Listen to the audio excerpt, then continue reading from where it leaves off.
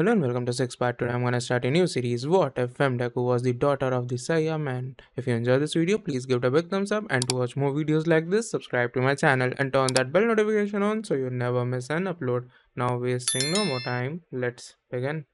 As Piccolo moved slowly through the remains of what had once been a sizable warehouse district, rain fell in merciless torrents.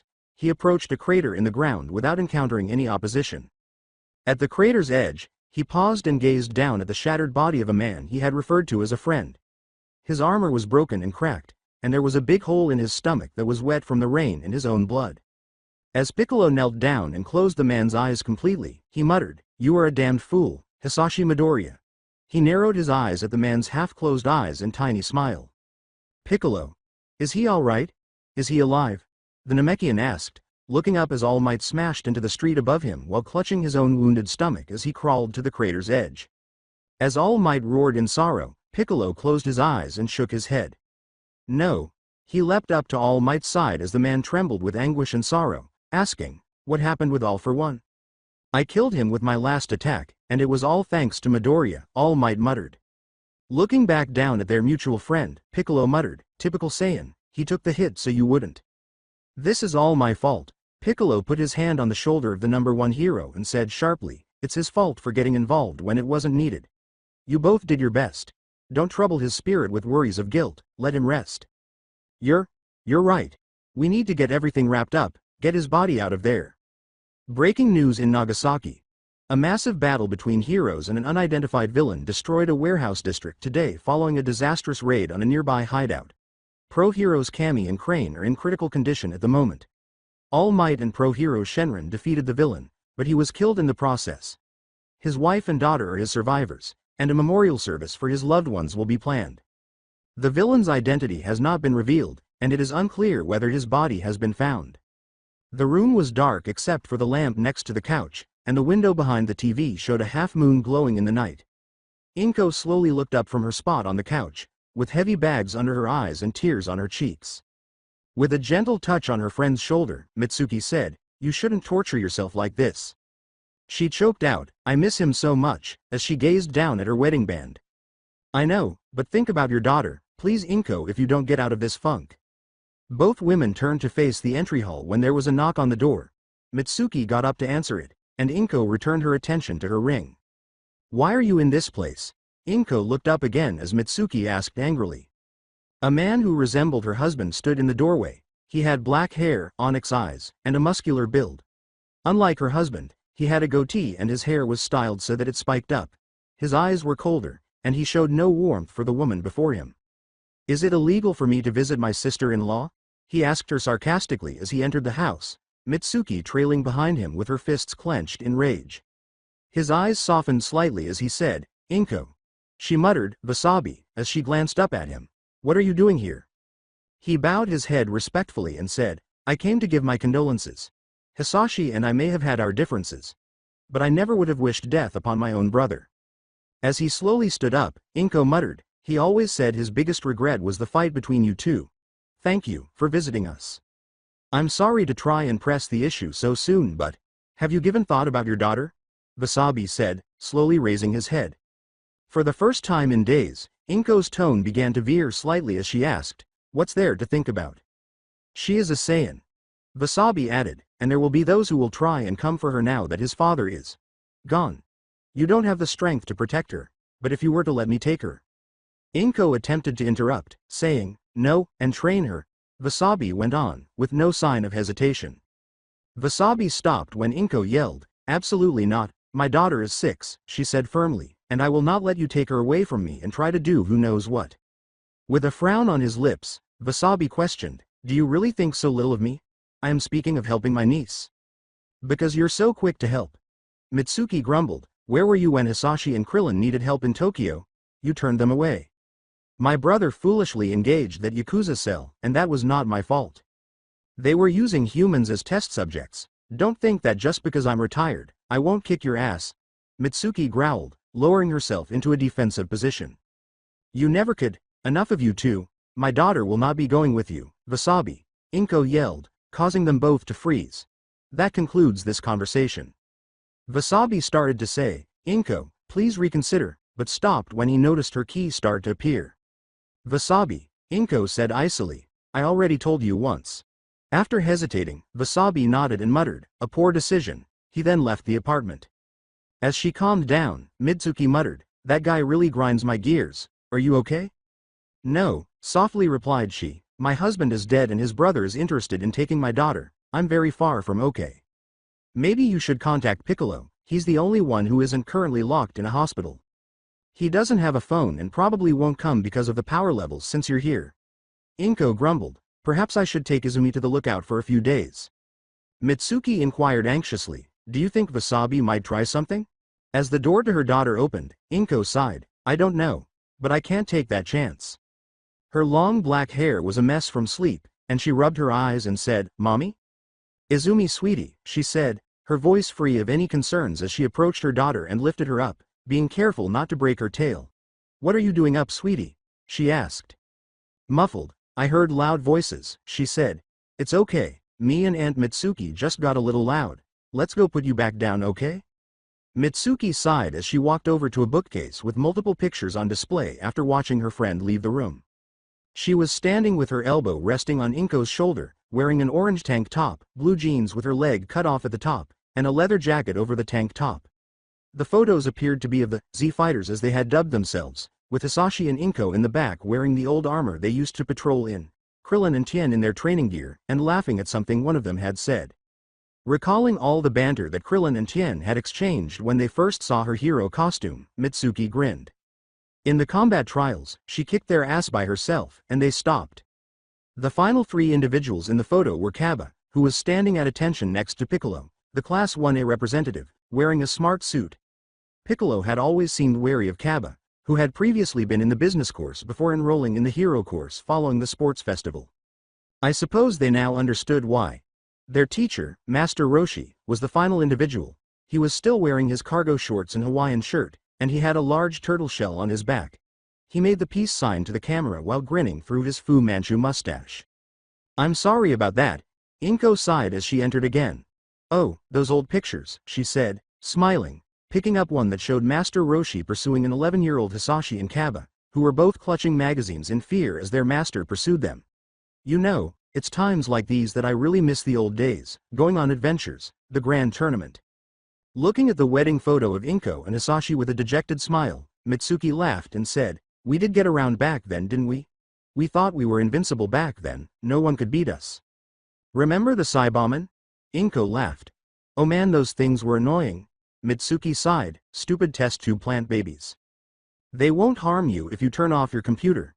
Inko mockingly remarked, "Wasabi must have assumed we were naive." "Hee, yeah, gullible," Mitsuki said with a sheepish laugh. After giving her a perplexed look, Inko burst out laughing softly, saying, "I didn't realize you paid attention to him.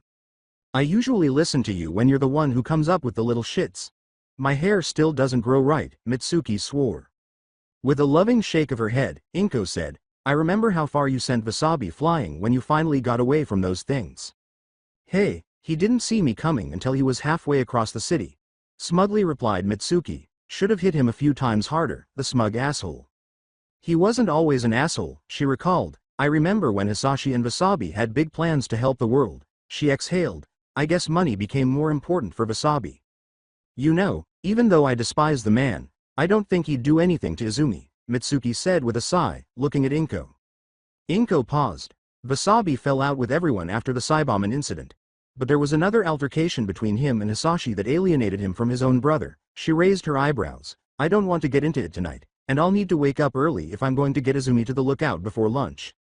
Then I guess I better head home." Mitsuki nudged her friend, adding, "Make sure you message me when you get there, or I'll kick Piccolo's ass in gear and hunt you down." "Good night, Mitsuki." Inko laughed and said, "I swear, I'll let you know." Good night. A few hours later, the apartment was peaceful. The mother and daughter were both asleep, and neither of them noticed the men entering the building slowly. "It's the kid, right? Are we going to grab the child?" one person whispered. As they crept to the bedrooms, one whispered, "Yeah, boss said not to hurt the woman." One of them reached for the young girl with unsteady hands, and the door to Izumi's room clicked softly open. As her vision cleared, Izumi opened her eyes slowly and muttered, "Mommy?" Her eyes widened as she saw the three men freeze in place. Izumi screamed, and one of the men leapt forward to try to silence her before her scream could wake her mother next door. A hand pierced the wall and punched him, sending him flying, but it was too late. Inko snarled, "Get away from my daughter," as she kicked another thug across the apartment and used multiple key attacks to handblast the victim.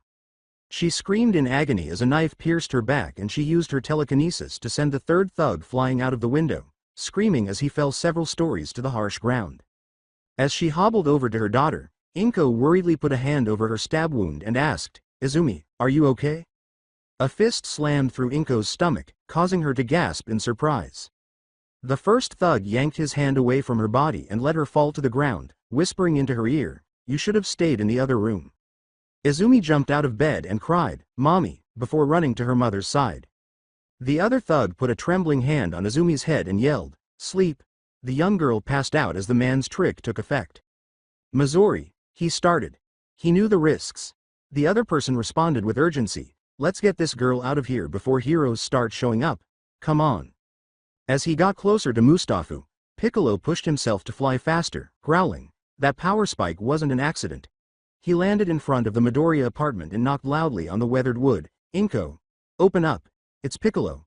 When Inko didn't react as quickly as she usually did, he gave the order, his eyes narrowing. Piccolo grunted and kicked down the door, his eyes widening at what he saw. Izumi's door was ajar, revealing Inko sprawled in her own blood in the center of her daughter's room, with neither the girl nor the assailants in sight. "Inko." In an instant, Piccolo was by her side, trying his best to help her wound. Inko strained to say, They took her," in a voice that sounded far too distant and soft. Pulling out his phone to call for an ambulance, Piccolo told her to save your strength. Before he could make the call, Inko's bloody hand reached up and covered his phone. She muttered, "Save my daughter." Piccolo started to say, "You need medical," but stopped when she coughed violently. "Please save my daughter, Piccolo," she muttered hoarsely, "It's too late for me." "I will, I swear," Piccolo said, lowering his head slowly. "Tell her I'm sorry. Tell her I'm so sorry," she sighed, her hand dropping from Piccolo's phone as her eyes grew dimmer. As he slowly closed Inko's eyes, Piccolo felt his whole body tremble. "Relax. I'll take care of everything," he said. As law enforcement and other heroes arrived, he left the apartment. "Piccolo." Death Arms ran up to him and yelled, "What happened?" After searching through nearby energy signatures and focusing on two signatures that were running through downtown with a child's life form, Piccolo muttered, "Inko Midoriya is dead. One of her attackers is dead, I'm going after the other two." Fists clenched, eyes narrowed, Piccolo was back in the air, blasting off towards downtown Mustafa before Death Arms could object. One of the thugs repeatedly yelled, "Shit, shit, shit," as they stormed into their hiding place, making a beeline for a couch nearby while the other gently placed Izumi on an old mattress. "We weren't supposed to kill the mother Kaiba. Now we're going to have heroes on our ass," he exclaimed, glaring at his accomplice as he entered the tiny kitchen in the hideout's corner and cleaned his hands of blood. "Who cares if his widow dies as well?" Kaiba complained, glancing at his comrade. "They'd have been on our asses for kidnapping the kid." "Kaiba, do you have a thick head?" he demanded. "That wasn't just some widow, she was a pro-hero like her husband." He sneered, "You're delusional washi. I'm not. The telekinetic hero Psyche married pro-hero Shenron 8 years ago." He snapped. "She retired 3 years ago. And you killed her. You know how heroes react to their friends getting murdered. They don't react well, I can tell you that. Will you stop your bitching? We just need to contact the boss." "We can't. What if we were followed?" The fact that Izumi was awake and standing in the corner of the room, staring at the kidnappers, was entirely ignored by the two as they carried on their argument. Kachan would constantly make fun of Izumi Midoriya because she was a constant whiner who got upset over the smallest thing. She nearly started crying when the doctor told her she couldn't be a hero, but her mother reassured her that she could be a hero, because she could learn from her father. And they did. She wanted to stop because it hurt, but her father told her not to. She took it all in. Mommy was upset when Daddy had to go, and now these men were saying, "No, they lied, all bad guys lie, and Mommy is fine, she would also assist Mommy." Izumi raised her hands and focused, calling forth a ball of ki. She was exhausted after more than 4, and they weren't particularly strong, but she couldn't wait, she would be a hero, just like her parents. "Just call the boss already, not until we are certain. I promise to if you don't call him." Kaiba let out a surprised cry as Izumi's key ball hit the back of his head. You little brat. In a panic, Izumi shot 2 more, striking him in the chest and shin. Izumi screamed and sobbed as he grabbed her by the hair and growled, "Ow! Someone ought to remind you how to respect your elders." He sneered. He clenched his fist. Izumi squeezed her eyes shut, opening them only when the blow failed. "Don't watch this, okay?" Piccolo snarled, keeping the man's fist in place while dust and other small debris fell all around him as the man dropped Izumi. "Good job, kid." Izumi put her hands over her ears, closed her eyes, and nodded. Using his quirk, Washi yelled, "It's Piccolo," in an attempt to incapacitate the pro-hero before he could launch an attack. Piccolo was terribly late when he bounded across the room and punched the man in the stomach, sending him crashing through a brick wall. "You son of a bitch!" Kaiba growled and lunged towards Piccolo, only to remain motionless as Piccolo's hand pierced his chest. He threw the man up, sending him flying through the roof and into the sky. "Take this!" Piccolo roared, firing off a powerful ki blast, watching with narrowed eyes as it connected with the man and nearly disintegrated him in a powerful explosion. "A strength enhancement quirk, and blood on your hands. You were the one to kill her." Piccolo growled, "Allow me to return the favor." Izumi called out, "Piccolo," as the girl practically flew to him and embraced him around the stomach while crying. "It's all right, kid. I got ya." At the edge of her parents' graves, Izumi stood looking blankly down at the 2 coffins that were lying side by side. Katsuki was awkwardly trying to lift her spirits with jokes, his toys, and just talking to her, but it had not worked. He now just stood next to her, staring at the grass while allowing her to silently hold his hand. As she gazed at the 2 coffins, Mitsuki muttered, "I should have known," from her position next to Piccolo, tears streaming down her cheeks. "I should have known Wasabi would try something." With his arms folded, Piccolo remarked angrily, "You had no way of knowing." She stopped when Piccolo placed a hand on her shoulder and said, "But I should have stayed. I shouldn't have gone home. I." Piccolo whispered, "You did the best you could. We all did. Don't do that to yourself." Mitsuki pushed his hand away and said, "I take it we're pursuing Wasabi? We're going to stop him, right?" she asked, turning to glare at Piccolo. "There's nothing we can do," Piccolo conceded. He wasn't connected to either of the men. His alibi is airtight. We have nothing. "Then we don't attempt to take him into custody.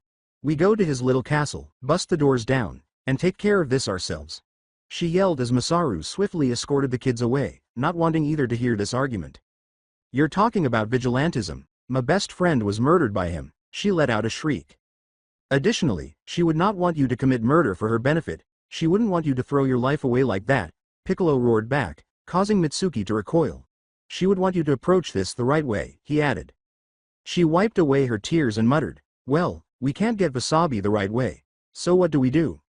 Izumi was seated in the back seat of the Bakugo cars, still gazing down at the ground, while Katsuki looked at her anxiously and said, "I'm going to take Izumi and train her." Piccolo turned to face the cars. "No, you can't. Wasabi will stop at nothing to get his hands on her." Piccolo interrupted her, "If we keep her in Mustafu then he'll attack again. I won't risk you or your family." He turned to the sky. "I have a few places that I know of that she can be kept relatively safe.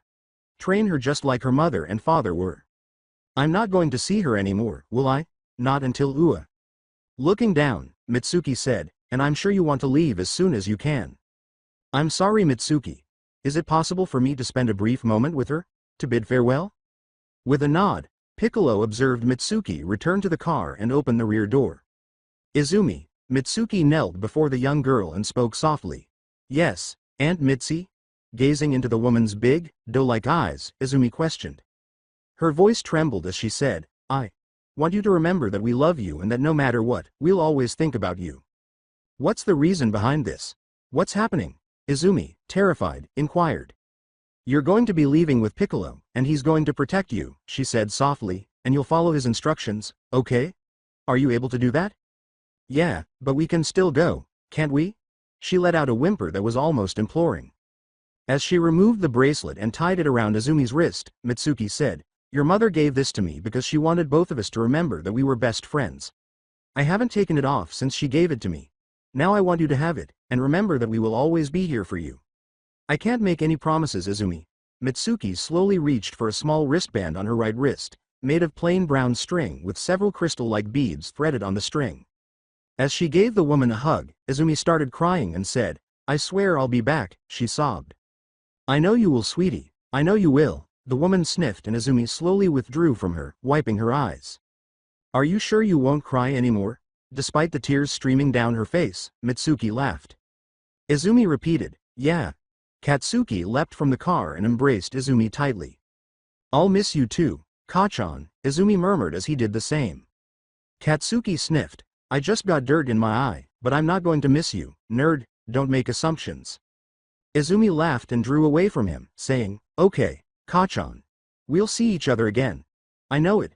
And we'll go on and become heroes. As Piccolo approached, Katsuki yelled, you better not slack Mi-chan, or I'll throw you out of the water. Izumi retreated gradually until she was standing next to Piccolo.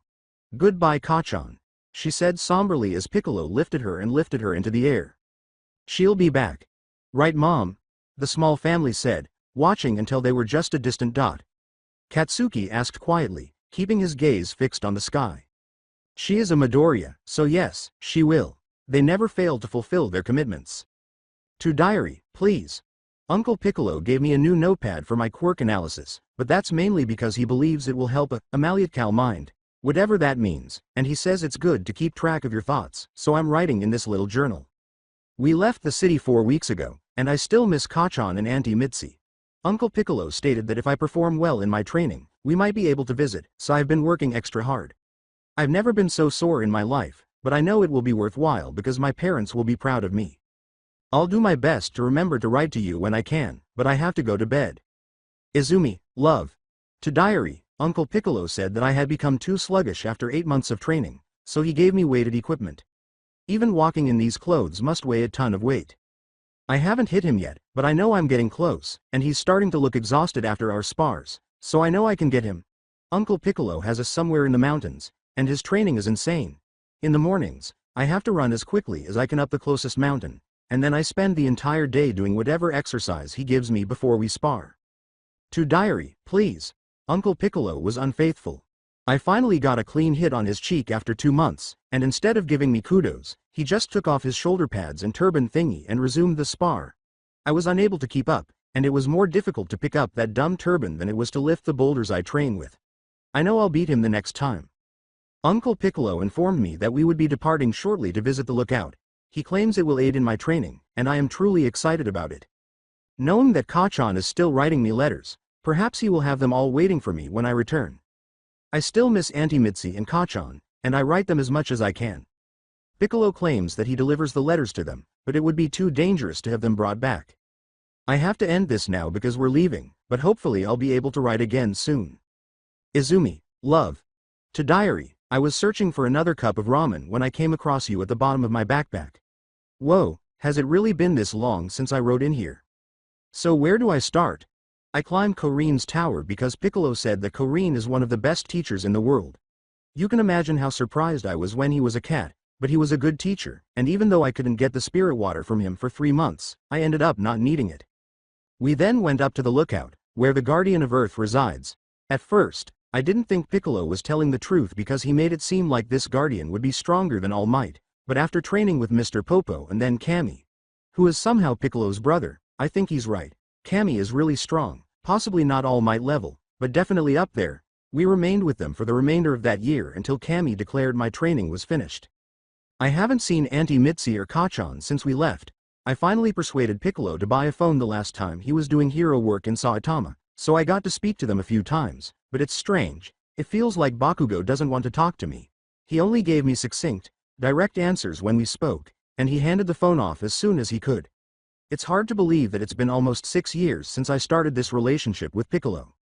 Aunt Mitzi claims it's because of his behavior at school, but I find it absurd that Kachan would be so stubborn as to believe he's superior to everyone simply because we have power. Kachan may be arrogant, but he will never abuse his position of authority. He will be a hero. Piccolo says we're going to Tokyo and that I have to wait for him in the forest while he talks to a guy named Toshinori. I have no idea what that's about, but it's going to be incredibly dull. Izumi, love to diary, I fought and defeated muggers. They weren't really muggers, I suppose. They were some guys chasing a girl in the woods. I have no idea what they were doing, but 2 of them were armed with knives, so I had to intervene. They ignored my orders to stop attacking the girl, and the battle wasn't particularly difficult because they were all so weak that I was able to knock them out in a matter of minutes.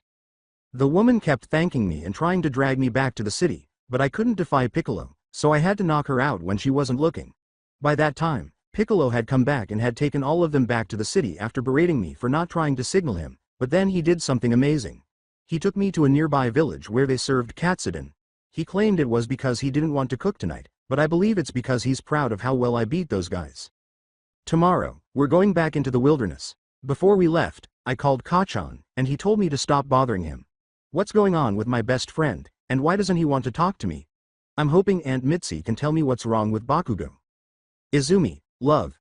Two figures moved slowly toward the Bakugo household, making little sound as they unlocked and opened the front door.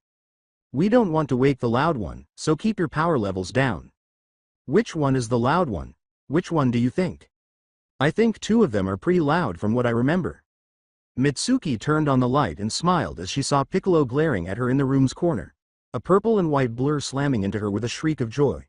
And I seem to remember Piccolo being better at training stealth. Auntie Mitzi, Izumi exclaimed, giving the elderly woman her strongest embrace. Mitsuki laughed and gave the girl a hug, saying, Izumi, look at you. You're all grown up, and what is it you're wearing? As she took a step back, Izumi laughed. In all honesty, she had truly matured into her own self. Her long hair, which reached the middle of her back, was held in place by a familiar-looking white turban with a purple orb at the top, as well as pointed shoulder pads that were covered by a white cape. She was also wearing a purple training gi underneath that, and her feet were covered by red boots. Her arms were crossed, and she asked naively, "Do we look alike?" in an attempt to appear as sullen as Piccolo was at the moment. Looking at Piccolo, Mitsuki chuckled and said, "Definitely. Did you really fashion her training weights to be like yours?" she asked. Piccolo muttered, his slight smirk revealing the frustration he was attempting to express. HMPH, Brat wouldn't tell me how she got them or where she got them from. "It's so good to see you, Auntie," Izumi moaned as Mitsuki moved forward to give her another hug, and she pouted, "I thought we looked cool matching like this." "It's good to see you too, you little imp," Mitsuki said with a smile. "Katsuki is already asleep, so we'll have to continue the reunion tomorrow. Do you two need a place to stay?" When asked if he was in town, Piccolo replied, "Toshinori has a hotel set up for us." "Is he here now?" With a hint of sarcasm in her voice, Mitsuki questioned, "And yet he didn't come to see me?" Piccolo winced a little and muttered, "He's busy," while Izumi laughed. She smiled bloodthirstily and trailed off, "HMPH, tell the blonde dipstick that I'm expecting him by lunch tomorrow, if he doesn't show." Piccolo sighed, "We just wanted to drop in real quick, didn't think you and Masaru went to sleep so early." Mitsuki's smile dimmed a little as she muttered, "Well, Katsuki goes to sleep at 9 now so he can get an early start and training, and Masaru, well, he's not living here anymore." "I'm sorry," Piccolo said, closing his eyes. "And you, Missy, make sure you're wearing something other than training gear tomorrow," Mitsuki said with a slightly strained smile. "Don't be," she muttered, her eyes downcast for a few seconds before turning back to Izumi. "Other than training gear," Izumi muttered, a little disoriented. Do you own other clothing?" With hesitation, Mitsuki asked. "I sleep in sweatpants and a t-shirt." "Huh?" She laughed uneasily as Mitsuki's eyes appeared to brighten. "Oh, that isn't going to work. Nomori and Ryoku will have to be called. You'll receive a complete wardrobe." Izumi started to say, but her aunt interrupted. "Izumi, tell me honestly, do you really want to wait for Ua to send your uniform while wearing nothing but a gi and training weights?" Izumi paused and turned to face Piccolo, who shrugged. "This one's you," he said firmly, "just keep in mind that you'll still need to wear what you are now whenever you train, so I won't blame you for wanting to wear something different." She nodded slowly, saying, "All right, tomorrow, let's go shopping." That's the essence. The following day. In front of them, Izumi was joyfully skipping along in a new blue sundress, her hair no longer looking wild and untamed but clean and shiny, braided in a fishtail down her back. Mitsuki laughed with Nomori and Ryoku as they made their way back towards the house. "Zumi, you look stunning," Mitsuki giggled as she gave her niece a hug and gushed. "The boys will be having a hard time ignoring you," Nomori said with arrogance. "You'll be controlling them with just a flick of your hair." "What would motivate me to do that?" Izumi inquired bewilderedly. "Well, you see," Ryoku slammed her fist into the top of the obscene woman's head after Nomori started with a lustful smile. "She's 15 Kayama, let's not corrupt her innocence." I'll corrupt your innocence. Nomori and Ryoku. Mitsuki sighed, you can cut the sexual tension between those two with a toy knife. Izumi and Mitsuki continued walking as the two fell into argument. I guess you three used to work together? Laughed Izumi. Mitsuki smiled adoringly and said, yep. They were part of a team me and Inko made. The Femme Fatales, we worked well together, but after you and Katsuki were born we retired, and Nomori and Ryoku went their separate ways. When Katsuki was mentioned, Izumi appeared to lose her confidence. Right. Kachan, she muttered. Did you already run into Katsuki before we met at the mall? Mitsuki asked her niece. All, if he said anything. And no. No, it's just, well, our last phone call he told me to stop bothering him. And I don't know why, she said quickly, assuring him that there was nothing like that. The younger girl said softly, I wish I could tell you. Mitsuki sighed and gave her a side hug. 2 years after you left, he started acting uninterested when I would bring you up, and as a result, he simply got worse. Maybe I need to talk with him, face to face and clear the air. I don't want to lose my first friend. When they arrived at her house, Mitsuki opened the door and let Izumi enter, saying, let's hope you two can figure things out. Astonishingly, while Master Roshi casually flicked the key towards Piccolo, who crushed it in his hands, Izumi yelled and fired 3 key blasts, narrowly missing Krillin and Chaozu as several people ducked down. Sorry, Izumi blurted out. Krillin stood up and grinned broadly, saying, never apologize for good reflexes. Uncle Krillin, you grew hair, Izumi exclaimed, embracing the short, bald man. Yes, 18 loves it, she's sorry she couldn't come by, but Marin is sick, he said, laughing and stroking his hair. How is little Marin doing? With excitement, she asked. Talking and walking, will I not receive any affection here? Uncle Tien.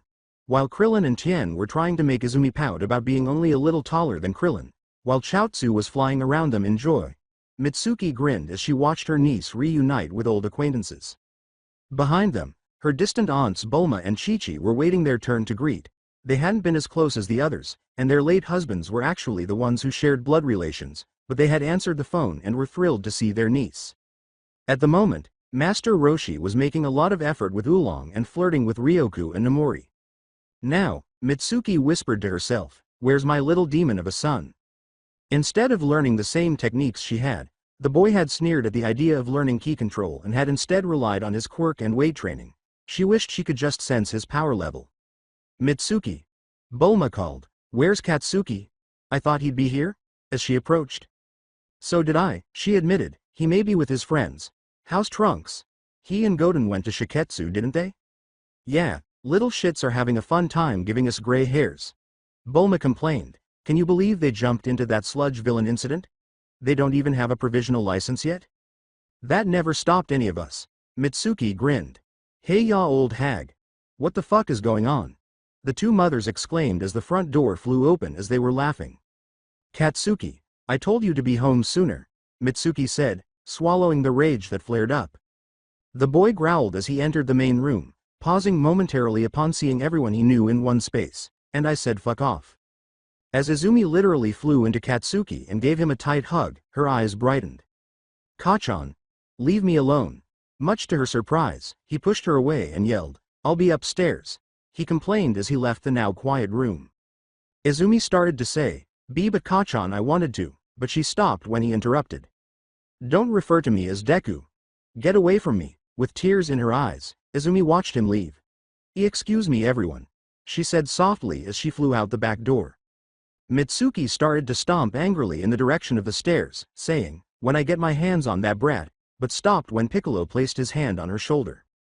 Gruffly, he glared up the stairs and said, go check on Izumi. I'll talk with Katsuki. Mitsuki muttered, HMPH, good luck, and then flew out of the room, leaving everyone looking very uneasy. Return to the celebration. Izumi will return, Piccolo complained as he ascended the stairs.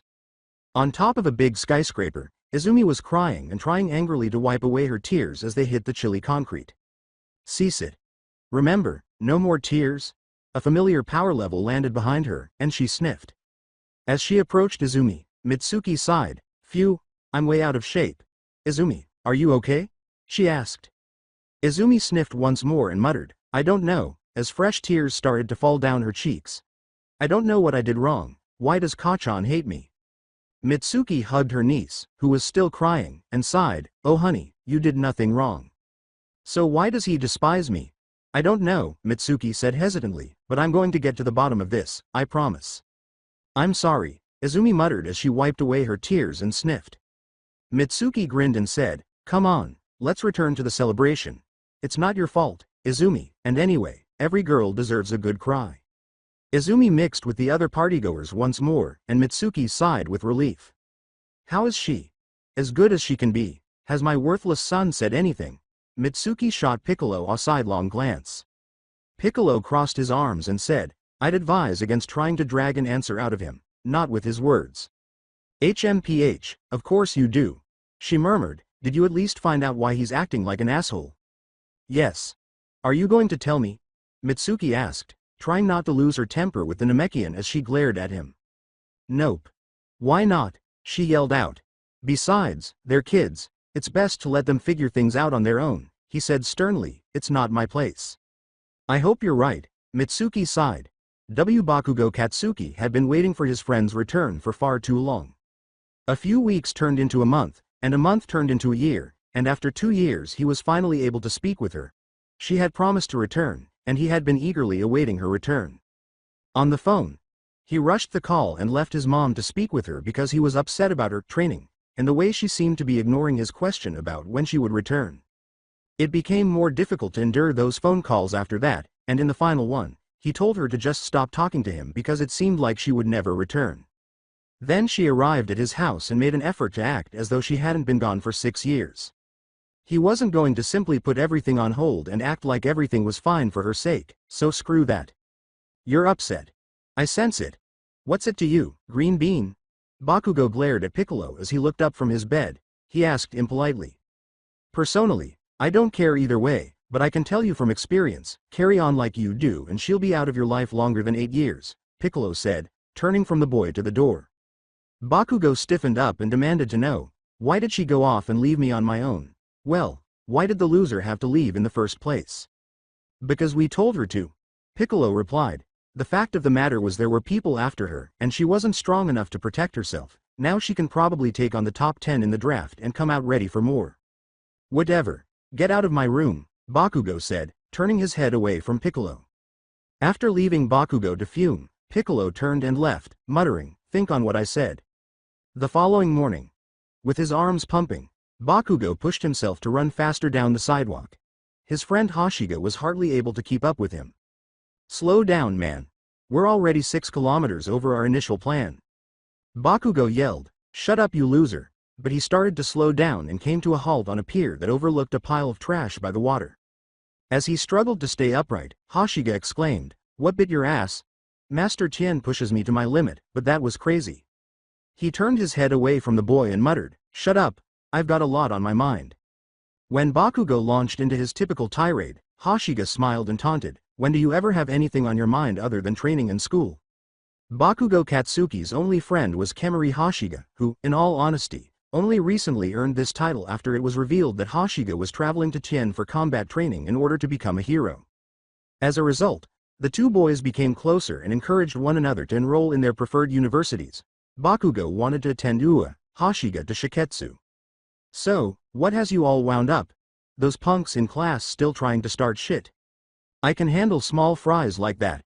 Bakugo sighed. "Nah, Deku came back to town." Hashiga questioned startledly, "Deku? Wait, you mean Midoriya? Dude, you promised never to call her that?" "And she promised she'd be back sooner than 8 years, promises get broken." Bakugo sighed. "Dude, come on. Shit was crazy back then, you can't." Hashiga shook his head surprise. He yelled, "I can and I will. Now stop talking and let's." Kamehameha. Bakugo and Hashiga shielded their eyes from the artificial wind that whipped their hair and clothing in a bright blue energy wave. "How was that, Master Roshi? You're a natural kid, just like your father." When Bakugo saw that it was Izumi and Roshi, he frowned. Could he not escape either of them? "Holy shit," Hashiga grumbled. "Master Tien told me about that form, the Kamehameha wave. It's said to be the strongest attack of the hermit turtle style." Bakugo growled, "It's a bunch of stupid nonsense, useless." Then they started running again, and Hashiga said, "Master Tien can do some impressive things." Now that's something I'm gonna disagree with you on. Bakugo complained, whatever, and the two ran through Mustafu's downtown, using an alleyway as a shortcut. As they slowed down a little and ducked out of adult sight, Hashiga asked, "You gonna hang out at the house tonight? While smoking a cigarette?" "Was planning on it." Bakugo sighed, "Would you stop smoking? You could get us both in trouble before we even get to the entrance exams." Hashiga smiled and said, "Lighten up a little, Bakugo, sometimes you gotta relax and enjoy the moment." He paused as his eyes became unfocused. Bakugo caught the boy as he fell forward and said, "Hashiga? You losers," he growled, looking up. "Yeah, us." Nagai Tesaki said, assisting Isui Yorobi in blocking the alleyway's entrance, as four more thugs emerged from the shadows behind Bakugo. "Sorry Hashiga, but you get in the way too much." "He paralyzed me. I can't move," Hashiga grumbled. "There's four more behind you, Bakugo, get out of here." "Are you serious?" Bakugo put Hashiga down and raised his fists in a growl, saying, "These posers ain't gonna do shit." He was paralyzed, and the next thing he felt was his face hitting the floor. Looking back a little, Bakugo grunted, "What the hell," as another student was introduced. With her yellow reptilian eyes and long fangs that protruded from beneath her lips, she had the appearance of a viper. She had no legs other than a single tail that led into her school uniform. As he changed his arms into lizards, Yoroshi chuckled and said, "Bakugo, meet Viper. She's a powerhouse from Saitama, my cousin." With her arms crossed and her long nails pulled away from Bakugo's neck, she whispered, "My name is Vicky Jackass. It will only last for half an hour, and we're even brat." As she walked away, they all gathered around Bakugo's prone body, punching and kicking the fallen boy wildly. 30 minutes is more than enough time, he sneered. "Bakugo." "No," Hashiga moaned as Tesaki stepped on the boy's head and kicked him in the stomach. He sneered, putting his foot in the boy's head, "You two are too arrogant for your own good. You can't treat people like that and expect them to just roll over and play subservient," he said, "treating us like extras in some cheesy play about your life." Bakugo grunted, "I'll kill all of you." His nose was broken, and his face was bloody. "Pathetic." Yoroshi laughed and slammed his fist into Bakugo's cheek, saying, "I'd like to see you try." "Hey, leave them alone." Wide-eyed, Hashiga watched as a girl in a purple GI bounded into the alleyway, slamming her shin into Yoroshi's stomach and driving a fist into Tesaki's chin. As she landed on her feet, the two of them flew back. While standing in a loose horse stance, Izumi declared, "You attack him, you attack me. He may be a jerk, but Kachan is still my friend." "And you're who the devil?" As he and his friends charged at her, one of the underlings questioned. "My name is Izumi Midoriya," she shouted as she ducked under a punch and delivered a powerful uppercut to the boy's chin, sending him flying back as she swept the legs out of another and drove her elbow into his solar plexus. She then jumped up and hit the last two with a double roundhouse, driving them through a wall, then turned around and blasted Tesaki with a low-powered ki blast that shot him out of the alleyway. "Kachan, are you still all right?" As she hurried to Bakugo's side, Izumi sobbed in concern. The boy's eyes were slowly swelling shut as Bakugo shook, and he was, to put it mildly, covered in cuts and bruises from Yoroshi's attacks. Bakugo strained out, "Izumi, you, save your strength, you're pretty injured." Hashiga questioned, "Am I Midoriya? Izumi Midoriya?" Looking at Hashiga, Izumi remarked, Yeah, that's me." He smiled bloodily and said, "I don't know if you remember, but I'm Hashiga. It's good to see you again." "Oh no way. Uncle Tien was talking about you. You're his #1 disciple." I don't know about #1, but," Bakugo snarled, causing Izumi to bow her head sheepishly. "Idiots. Sorry. Let's get you two to a healer, you idiot." "Bam. Ow, you old hag, what did you just call me, you brat?" As they exchanged verbal jabs and watched Mitsuki heal and hurt her son, Izumi and Hashiga both started to perspire. "You're lucky whatever quirk this girl had wasn't a long-lasting one," she complained. "As it is, it's like she injected poison into your body, so both of you will have to rest for the next couple of days." Hashiga gave her a half bow on stilts and said, "Thank you for helping. Any time, if you have any lingering aches by Thursday, come back for another session."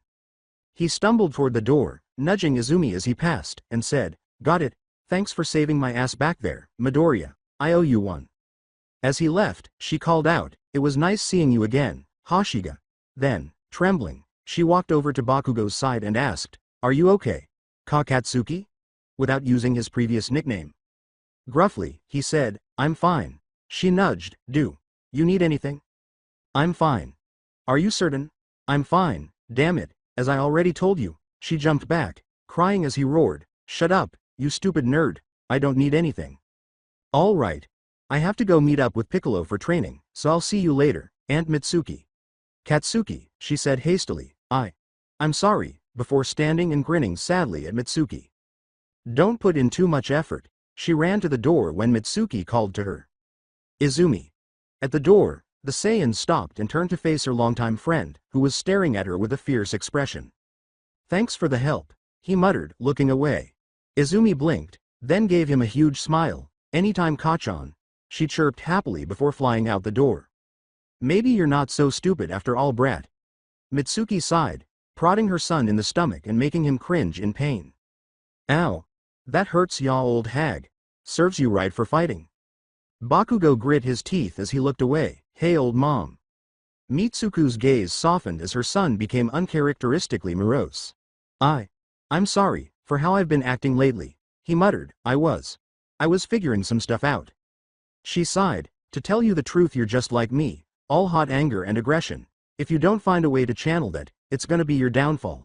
She bopped his forehead softly. Apology accepted, brat. Love ya. Yeah, love you too, ya old hag, he muttered as she stood and walked towards the kitchen. And mom. She stopped and looked back. Yes? That. Key control. You think you could train me? Mitsuki grinned. I can show you the basics, but you'll probably catch on quick. Only so much I can teach you before you'll need a new coach. Show me what you can. I have to catch up to Izumi. Well then, training is in 3 days, hope you're ready. 3 weeks later. Izumi looked up at UA, standing in front of its gate with shining eyes. I made it. Mom, Dad, I made it, she whispered to herself, slowly reaching up to mess with the armor that Aunt Mitsuki had given her. Your mom used to wear this back when she was in UA, mostly during any kind of test or trial. You don't have to, but I think this would give you some good luck.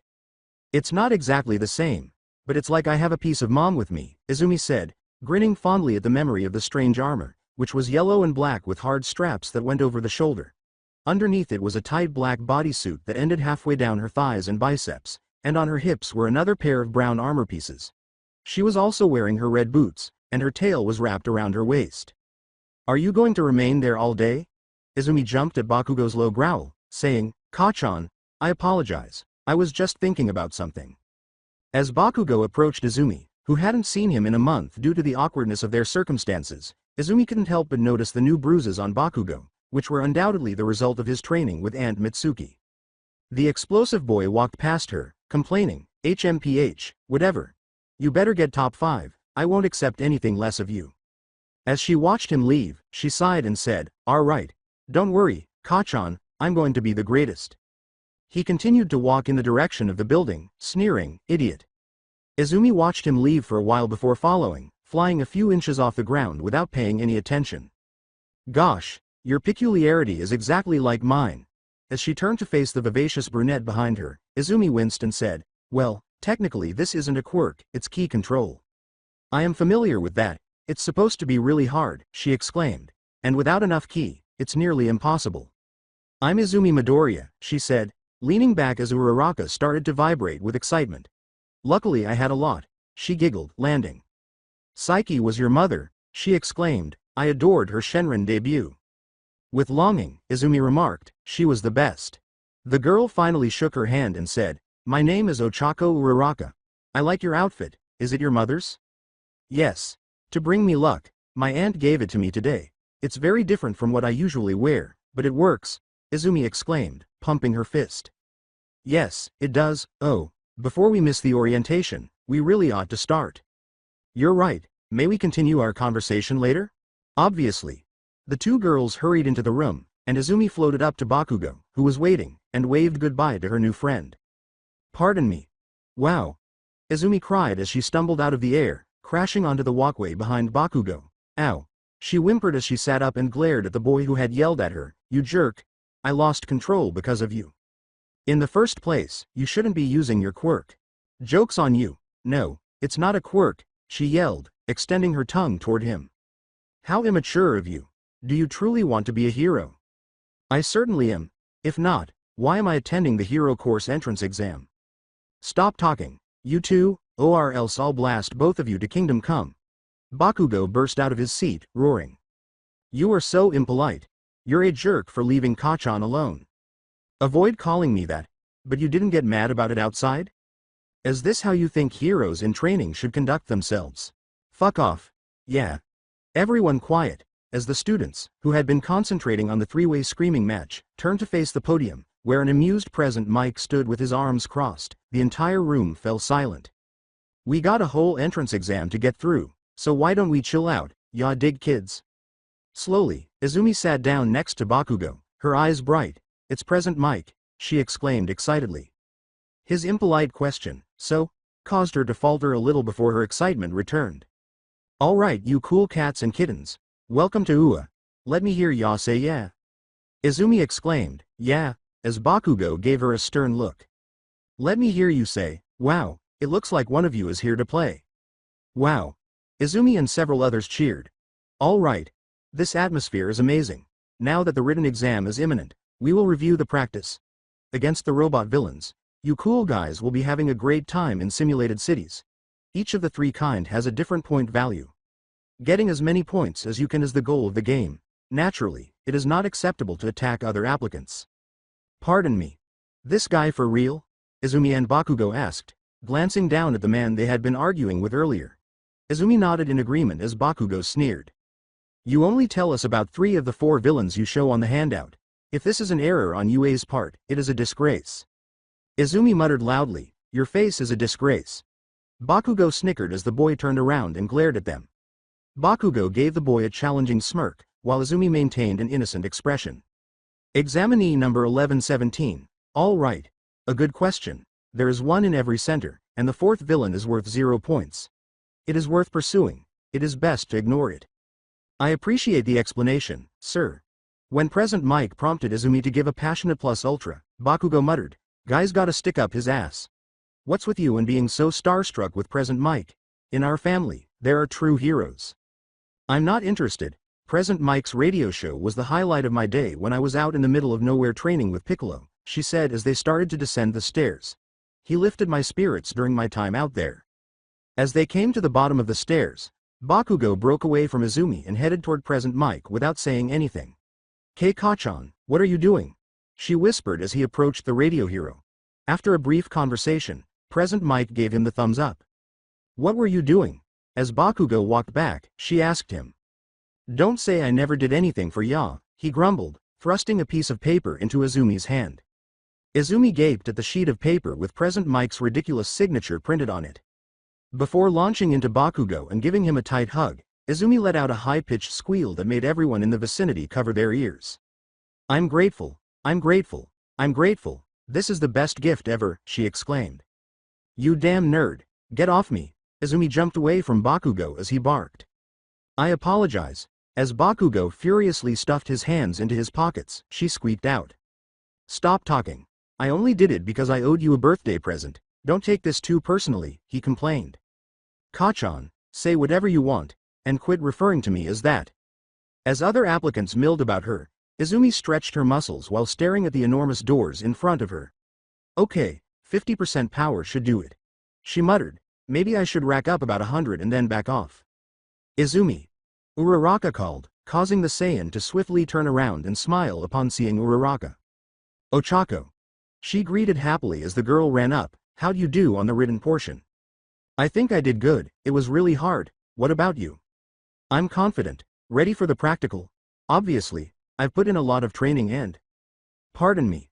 With a sigh, Izumi spun around to give the boy who was approaching a fierce look. What? As Ochako peered around her, she asked, placing her fists on her hips. The two of you are really annoying. Is it not evident that everyone in our vicinity is getting ready for the upcoming test?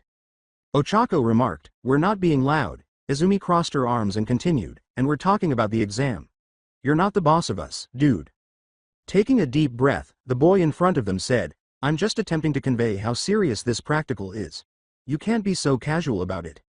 Your seriousness is excessive, Ochako cried out. I concur. Hurry up. This should be enjoyable for you, Izumi said, throwing a few punches to iterate her point. Oh. How about the person who has the least amount of points has to buy everyone mochi? I'm in, exclaimed Ochako. He halted as the two girls sulked at him, their eyes bright and wide, saying, but this isn't how you. Okay, fine. By the way, I'm Izumi Midoriya, the two girls cheered. And I'm Ochako Uraraka. He bowed to both and said arrogantly, I am Tenya Iida, it's good to make your acquaintance. Izumi grinned and threw a friendly punch to Iida's shoulder, saying, you're way too tense, but I like you. He then winced when the boy was knocked over by the blow and said, sorry. Go. The present Mike shouted, and the three new friends leapt. There's no countdown in real life, get after it. Scattershot. She yelled, sending several ki blasts flying, destroying all of the bots in front of her before she was shooting off down the street, destroying another 4 with punches and kicks. I'm gonna win this. Everyone rushed forward as Izumi took to the sky, flying quickly to the opposite side of the fake city and diving towards a nearby street. As Izumi flew around the city, effortlessly taking down bots left and right, Midnight remarked, well, we certainly have quite a few eager applicants this year. She's as wily as her mother was back in the day, said the critics, with her father's power as well. As the video cut to Bakugo destroying robots and using his limited ki abilities to fly faster down the streets, Nezu exclaimed with joy, yes, she is definitely one of the ones to watch this year. Of course, young Bakugo is also demonstrating his power. Vlad King crossed his arms and grunted, his mother nearly didn't make it as a hero. She was harsh, noisy, and treated everyone but the Midoriyas like shit. But she was also ranked within the top 20 during her time as a hero. Midnight joked, grinning Cheshirely at Vlad, there's also rumors that she's coming back to the protagonist scene. As the muscular man in the corner watched Izumi with a curious gleam, All Might shivered and said, God help us all. All of these young aspiring heroes are amazing. Truly I cannot wait to see where their potential takes them. Nezu pressed a big red button with a 0 on it and said, I think it's time for the gimmick. Maybe I should just float up here. But what if Iida and Uraraka get more than 100? Izumi said warily as she floated in the sky and looked around the city. I think I'm at 100, then mochi would cost me money. I have no money. Slowly floating down, she whimpered. Perhaps I can find a few more before. Boom. Izumi shielded her eyes as the enormous robot pushing through one of the bigger buildings abruptly collapsed. Isn't that a ploy? As everyone fled from the enormous robot, she remained in the air and asked in shock. Assist. Izumi saw Ochako pinned by debris and her eyes widened as she looked down. Ochako. In response to her cry, Izumi hurried to her side, ripped rocks from her body, and assisted her in standing up. She whimpered, I think my leg is broken. As the 0-pointer crashed through another building, Izumi picked her up and flew off, saying, it's okay, I got you. Iida. Can you watch Ochako? Izumi called, landing next to the startled-looking engine user. I have to smash this tin can.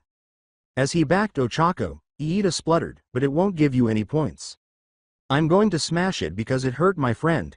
As she launched herself into the air with her hands clasped together, Izumi snarled, look how you like this. Kamehameha. She shouted, unleashing the blast as she thrust her hands forward, illuminating the area in a bright blue glow as the attack obliterated the top half of the 0-pointer. Such power. Uraraka gazed with stars in her eyes, and Iida gasped in surprise. As the glow faded and Izumi gradually drifted down, she whispered, it's like they're back, with a tear running down her cheek. The other test takers gave her space as she approached Iida and Uraraka. Izumi worriedly asked, are you alright? As the test was coming to an end, Ochako assured the girl, I'll be fine. That was amazing. It must have taken up a lot of strength. Yeah, it did, but that was nowhere near as powerful as Master Roshi could get his. Izumi exhaled, so, how many bots did you two crush? Hold that thought, dearie. Let me get a look at that foot before you go talking about whatever challenge you kids gave yourselves, the three friends said, glancing to the side where a short, elderly woman was limping in their direction. Oh, of course, Izumi exclaimed, stepping aside to allow Recovery Girl to examine Uraraka while kissing her for her broken leg and handing her a handful of gummies. Izumi looked at her two new friends and said, now. Iida puffed out his chest confidently as Uraraka gasped, well, with the thought of competition on my mind, I was able to rack up 52 points. Not at all. I defeated you. Iida gave her a startled look as she cheered. Pardon me? Have you scored over 50 points? Yes. I followed this invisible girl's lead for some of the robots because I truly wanted to win, but my quirk limit is really low. I received 56 points, but it turns out that there is an off switch. How many points did you receive? Ochako asked Izumi, turning to face him. I kinda lost count. She grumbled. I know for sure I destroyed about 43 of the robots. If even half of those were 2 or 3 pointers, Iida let his head hang as Ochako and Izumi embraced in triumph, seemingly deflated by Ochako's cheers. Mochi. Mochi. Mochi. As they left the testing area next to the irate Iida, they cheered. Recovery girls sighed. Kids these days, always so full of energy. Izumi left Ua with the obnoxious 4 eyes from the orientation and a round-cheeked girl, and Bakugo watched in bewilderment as he walked up to them and yelled, Oi Izumi. 4 eyes bothering you again? I'll murder you. Izumi swiftly assured him, no, it's okay, Bakugo. We made up, he's actually not that bad once you get to know him. Iida bowed respectfully and said, I must also apologize to you. Calling you 2 out as I did was not professional of me. After a long moment of staring at him, Bakugo scoffed and turned to face Izumi. Whatever, he said, I'm going to meet up with Hashiga, see how his test went. Okay. We're gonna go get Mochi. Iida lost a bet. Bakugo looked at them all while Ochako laughed as Iida deflated once more, a cloud of misery encircling him. He said, nerds, and turned to leave them. Goodbye, Kachan. Izumi waved goodbye to the agitated teenager. He's not exactly the friendliest person, is he? Iida inquired. Izumi smiled and said, no, he's fine. Let's go get the Mochi now. With her weighted training gear in a bag next to her, Izumi walked joyfully towards Ua. I wish I could wear my usual weights, she said, pouting a little as she gazed at the plain blue shirt, armbands, and a pair of weighted shoes she was carrying. But, rules are rules. She sighed, then cheered, I'm just so happy I passed, she exclaimed to herself, causing people to stare at her oddly. I even beat Kachan. Oh, he was so mad. She chuckled, recalling the boy's expression when she had revealed her score. As Hashiga and Uraraka gazed at him in wonder, Bakugo smirked and crossed his arms, asking, 78 combat points, how'd you match up? Uraraka muttered, 78? That's a lot of bots scrapped. Shiketsu was nowhere near anything like UA's entrance exam, but I saw the informational packets they gave y'all. Hashiga exclaimed, that's pretty impressive there, Bakugo. He said, so, Izumi, how'd you do? With a confident demeanor as Izumi recalled the acceptance letter. They said I got about 91 combat points, she murmured, and then I got 60 rescue points for helping Uraraka, so my total is about 149? As Hashiga gaped at Izumi in disbelief, Uraraka started to laugh. What? He said softly. Bakugo roared, you nerd. How did you beat me? And started hitting Izumi on the head while she sobbed amusingly. Uraraka's shout, hey Midoriya, snapped Izumi out of her reverie as the vivacious girl rushed up, saying, glad I caught up. As they continued to walk, Midoriya bumped into her friend and said, hey Uraraka, you look so cute in your uniform. Uraraka laughed and said, you too. So, how do you think class will go? Well, if our homeroom teacher is anything like my sensei, I'm sure it'll be a strict, no-nonsense and professional air. The sound of yelling greeted them almost immediately after they opened the door. Get your feet off the desks. Why don't you make me 4 eyes? Izumi let out a frustrated sigh and said, Kachan. She started off sweetly, causing both boys to turn to face her. Quit being a jerk, she yelled, slamming her fist into his head, causing him to collapse out of the desk with steam rising from the spot. That fucking hurt. Good. You don't need to be mean to everyone you know. Fuck off, nerd. A girl with pink skin laughed and said, those two sound like they're already acquainted. As the door slid open again, a blonde boy with a tail muttered, that punch looked painful. He was observing Midoriya with interest.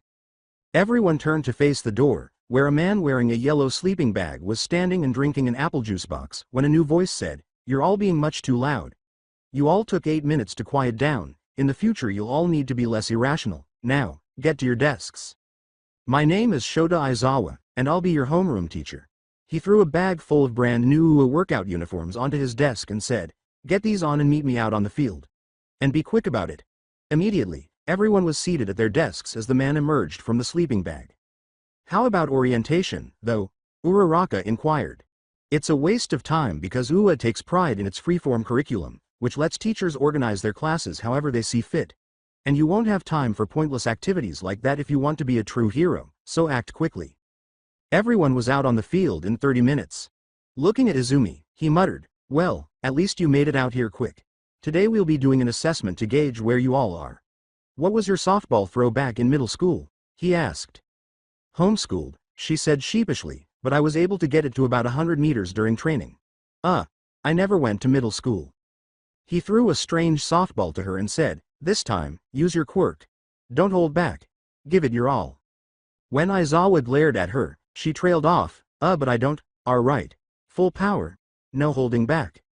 When she put down the softball and started removing her armbands, he raised an eyebrow and said, "No holding back." Those behind her gaped in surprise as she dropped them, leaving little craters where they landed. Izumi removed her shoes with ease and unzipped her sweatshirt. Everyone yelled, "Holy cow, she's ripped," as she removed the blue shirt to reveal powerful muscles that were clearly defined and rippling. "So hot," Mineta muttered in a perverted manner, only turning away in embarrassment when Bakugo glared at him and detonated a few explosions. Standing in just a sports bra and pants, she exclaimed blissfully, "That feels so much better," as she dropped the shirt, also making a tiny crater as it hit the floor. "Okay, Mr. Aizawa. I'm prepared," she exclaimed, zipping her top back up. "Masenko." "Ha!" she yelled as she thrust her hands forward, a powerful ki blast exploding out of her palms and flying straight for the ball, slamming into it and sending it flying further with a powerful explosion. "Just don't leave the circle." Aizawa stepped back as the girl wound up the pitch, and with a grunt of exertion, she sent the ball flying. The force of her throw buffeted everyone behind her with artificial wind. Aizawa's phone beeped a few seconds later, and he held it up to the class, his face uninterested. 1,234.4 meters. Kirishima cried in amazement, "Holy shit. Yes. This is what I'm talking about, using our quirk however much we want." "This is going to be a lot of fun," Mina exclaimed. With a chilly tone, Aizawa said, "Fun huh? Well, since this will be so much fun, let me raise the stakes. The person who comes in last will be expelled." Uraraka exclaimed, "But that isn't fair," as everyone around her started to murmur in concern. "And natural disasters are? Floods, fires, break-ins, muggings?" He responded, "As heroes you are privy to the information that life is not fair. It is up to you to go against the grain and do everything you can to protect those in need. Now, Midoriya, Bakugo, you'll be first on the 50-meter. The rest of you, line up behind them." Aizawa rolled his eyes as Izumi hurried to the starting line and asked, "Does flying count?" "Yes, flying counts. I'm about to smoke you, Kachan," was Izumi's cheerful cry as she smiled and prepared herself. He bared his teeth and said, "Keep dreaming, nerd." The softball throw demonstrated to him that Izumi was stronger than he had previously thought. 3, 2, 1. Begin. Bakugo blasted off from his position, easily passing Izumi, who took off in a puff of dust. As they passed the bot, she exclaimed, "What? 2.01 seconds. 2.02 seconds. He had worked hard to learn how to control his ki, and with that came the brilliant idea to infuse his quirk into his ki." Bakugo smiled fiercely as he looked at Izumi. He nearly broke his arm as a result. "Kachan, when did you get so fast?" Izumi cried out as she swooped past him.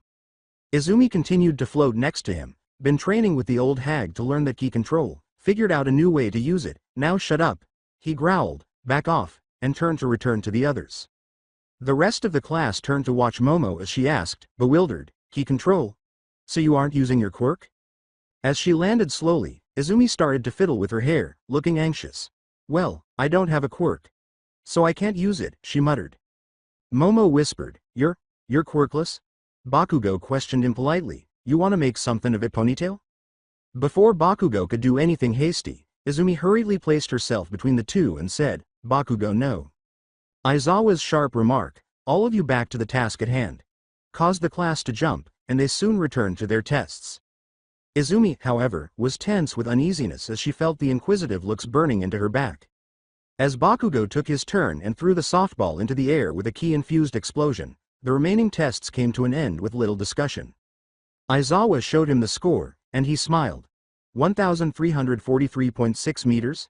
Kirishima inquired in wonder. Kaminari muttered, "These guys are really overpowered." "Izumi, you see that? I smoked your score," he said with a laugh. "Kachan, good job." She joyfully cheered. "All right, scores are up on the board. Those of you who ranked low, look and see where you need to improve." While gazing at her score, Izumi was bouncing up and down next to Bakugo. She hardly stopped when Bakugo gave her a light fist bump on the top of the head and said, "I got second place." When Bakugo growled at his fourth place finish, she cheered and giggled, saying, "I beat you over all again, Kachan." "Stop talking, nerd. You're very fortunate," she giggled as he complained angrily, "and stop calling me that." "No." Mineta started crying as he stared at his final place score, and Bakugo and Izumi turned to watch. Izumi tilted her head in perplexity as Aizawa went on, "Oh, and no one's getting expelled. It was a logical deception," he said. "A trick to get you to put in more effort." "As Yayorozu claimed to have known it all along," she said, "but you were being truthful when you said it." Izumi and Aizawa turned to the girl and raised an eyebrow. "Syllabus is back in the classroom. You're all dismissed for the day," Aizawa said softly before raising his voice. "Let's just say you all exceeded my expectations and leave it at that." As everyone entered the locker room, Izumi hurriedly grabbed her training weights and ran to catch up. "Well done, Izumi. Today," Uraraka applauded as she entered. "Many thanks," she grinned and said, "I haven't been able to go all out in a long time." "Indeed, you're quite remarkable for a quirkless person." Mina's exclamation caused Izumi's smile to slightly tighten. She muttered, "Thank you," and went to get her shower supplies from her locker. As the girl approached the showers, Mina questioned, "What's wrong?" Izumi gave them the best smile she could manage and stammered, "And nothing," before entering the shower cubicle. "Did I say something?" Mina questioned the other people. Juru said sharply, "You probably shouldn't have tacked on for a quirkless when talking to her." Mina slapped her forehead in response. Mina moaned, "Oh man, that's not how I meant it to come out." Suyu stepped aside and said, "Let's just give her some space. We don't need to alienate her any more than we have." After leaving Ua for the day, Izumi left the locker room 15 minutes later in her uniform, carrying her now empty duffel bag as she took off into the sky. Bakugo grumbled and side-eyed some of the other girls who were chatting among themselves as he waited angrily for Izumi to return, taking fucking forever. "Oi," he barked, causing them to turn to face him. "Where's Izumi?" "She was taking a shower," Uraraka replied, "but she should have been done by now." "Maybe she left already," Juru said.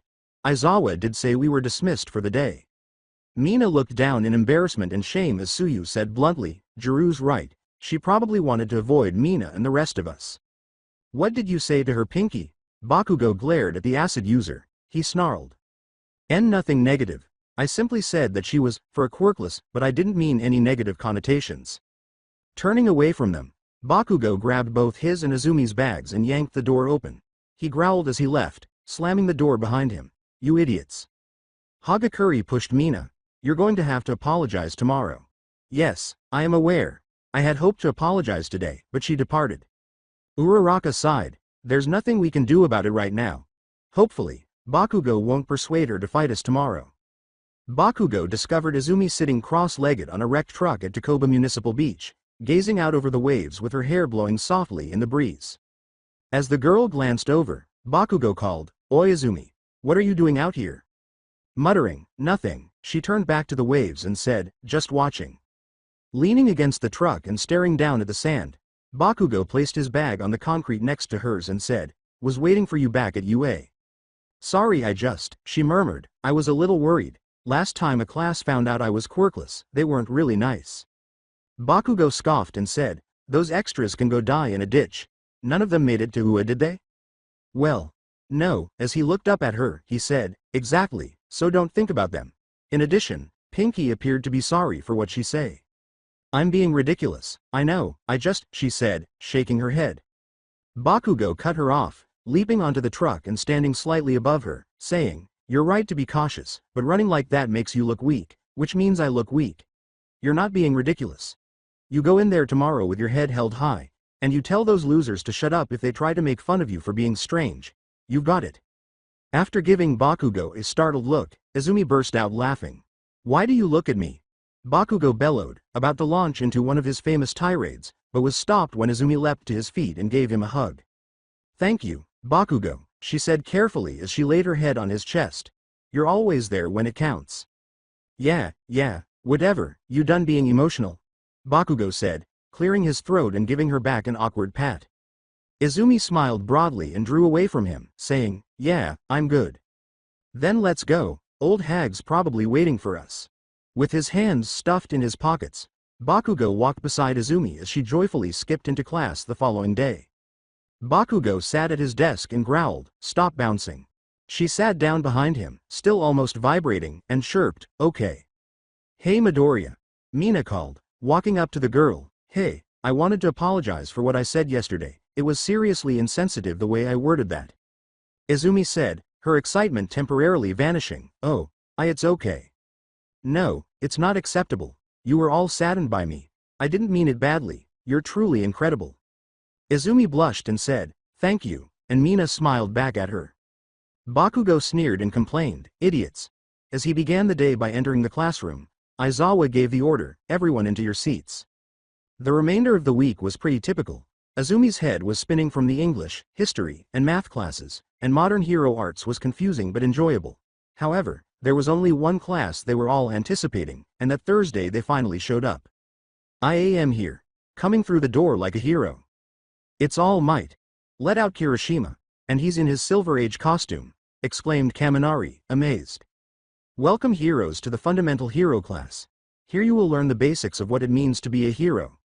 A fresh voice sneered, "Could you stop with all the over-the-top presentation?" And Izumi sat up. "It's grating my nerves."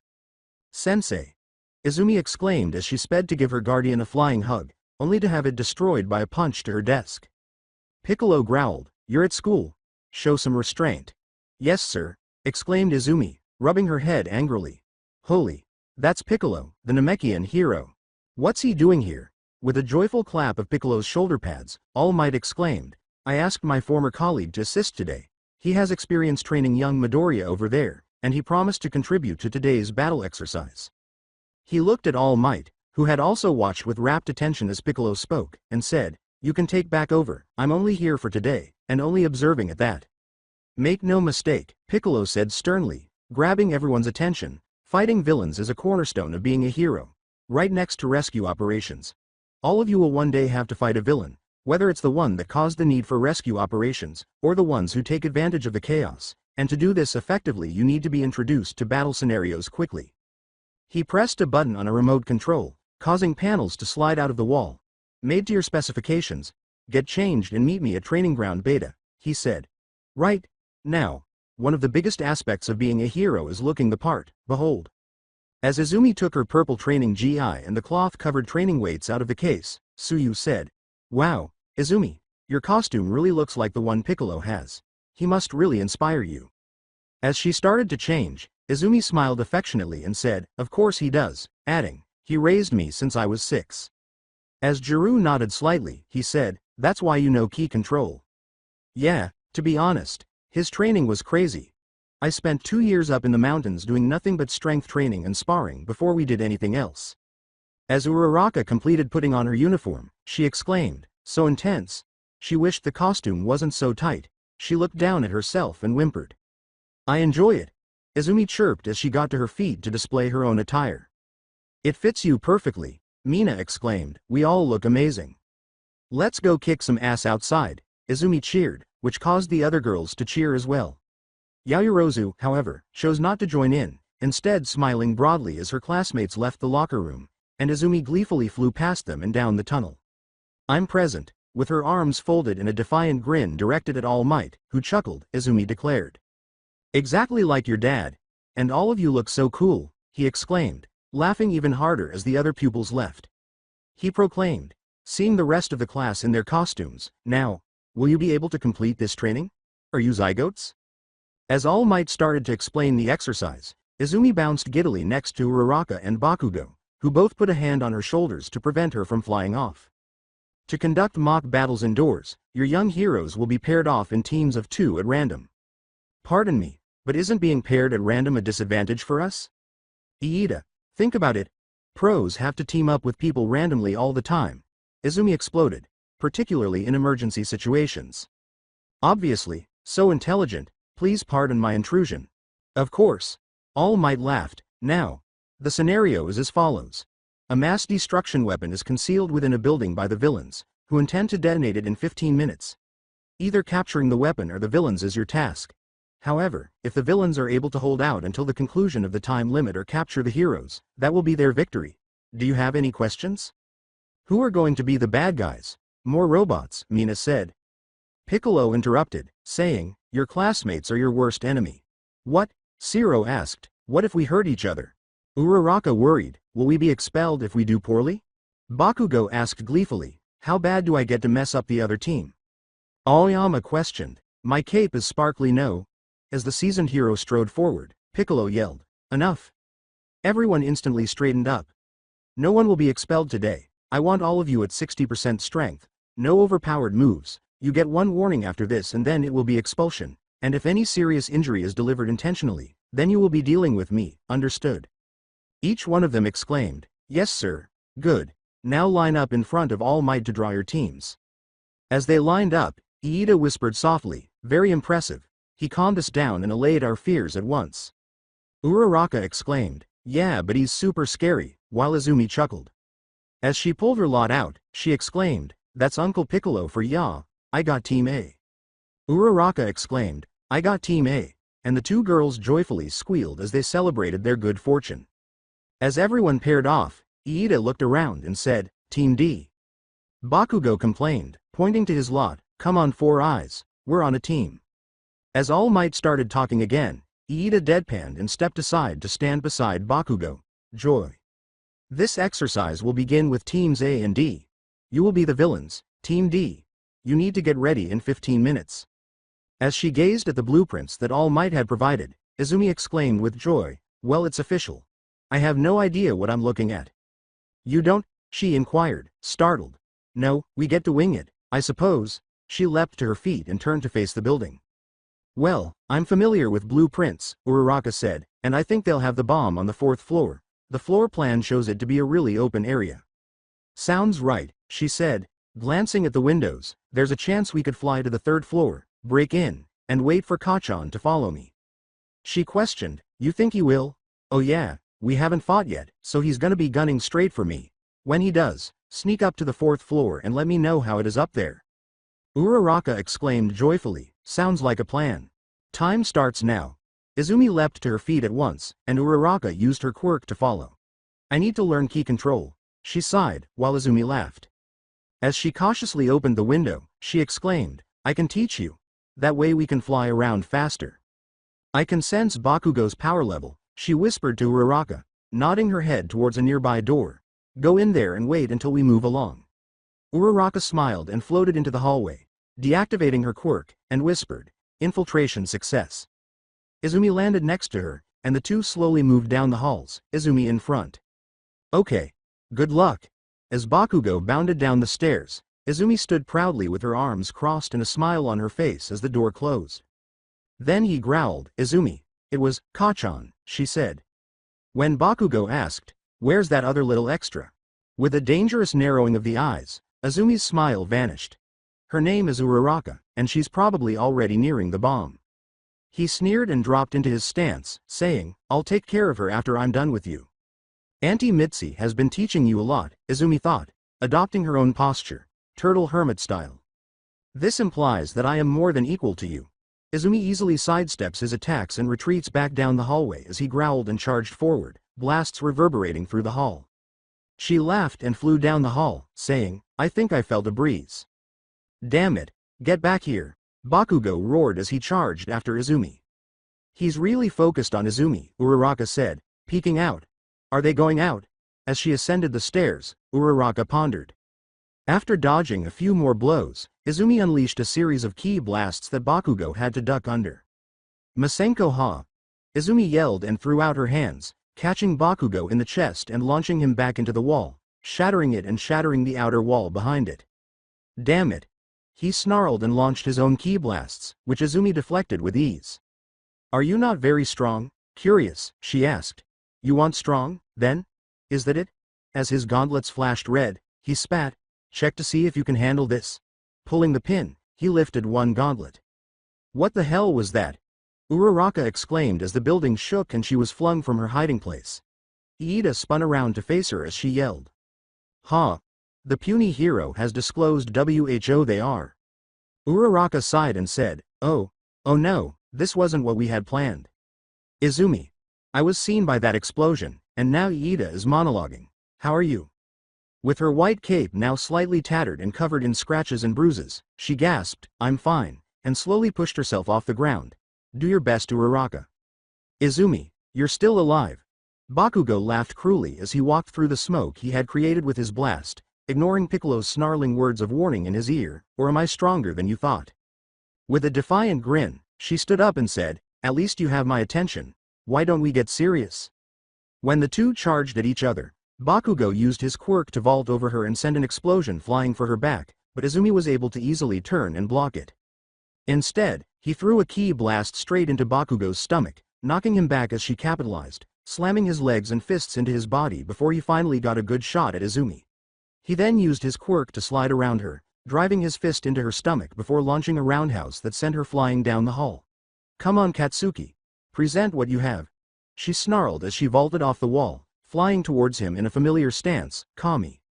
"A full-scale assault is your risk," Bakugo snarled, bristling as Izumi's challenging smirk. "Fine. I can't use my support item, however, I can match this. Remember it." "Izumi, stop. You will be disqualified and expelled if you use that attack on Bakugo," Piccolo yelled into Izumi's comlink. "Hami." Time slowed as he watched Izumi effortlessly avoid his attack as her arms shot out towards the ceiling. "Howitzer impact." He roared as he pushed his quirk past its limit, sending a devastating explosion towards Izumi. "Ha!" Izumi yelled as the strong attack effortlessly pierced the building's floors, casting a blue glow over the space. "Uraraka. Right now. What's happening?" As Uraraka used her quirk on a shattered pillar, Iida sobbed. "This is it, I'm sorry, Iida." Super move improvised. The home run for the comet. As she struck several dozen pieces of debris in the direction of Iida, Uraraka cheered. "I demand that you stop this in the name of villainy." As he defended himself, he sobbed. "I got it." Uraraka let out a cry as she leapt and seized the weapon. "No. The weapon. The team of hero win. Too slow this time, Kachan."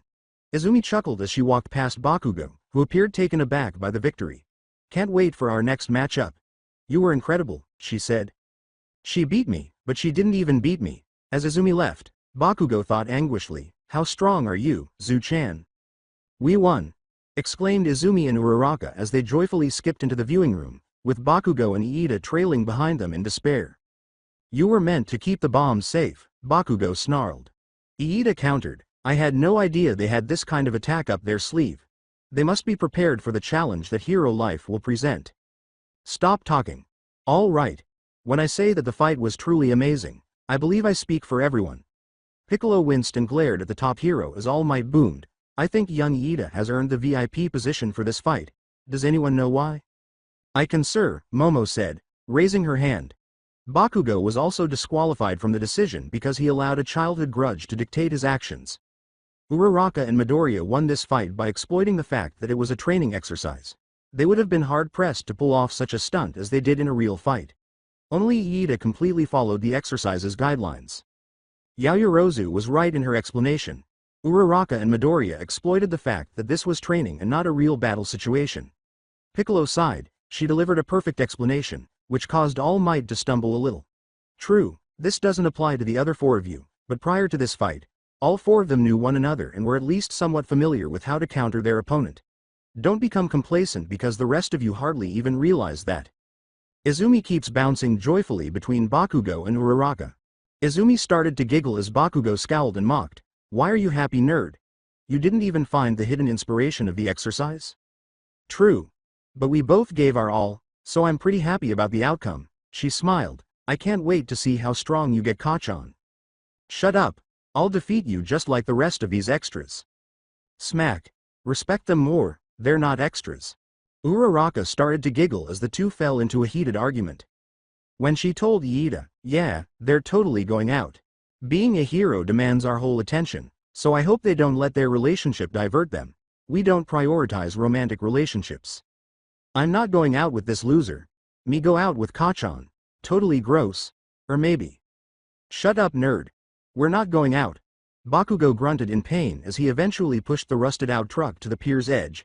Around him, other students were cleaning up the rundown beach, some of them using their peculiarities to make things easier for others to move or to crush down items that had already been moved for pickup. When Kirishima discovered Izumi and himself cleaning the beach, He was shocked by the number of people who showed up. Izumi's self-imposed training, and Bakugo reluctantly assisted after her entreaties. Following a text message asking for additional assistance on the group chat, Kirishima quickly started assisting them. Before long, the entire class was cleaning the beach, including Mr. Aizawa, who was present to allow them to freely use their eccentricities.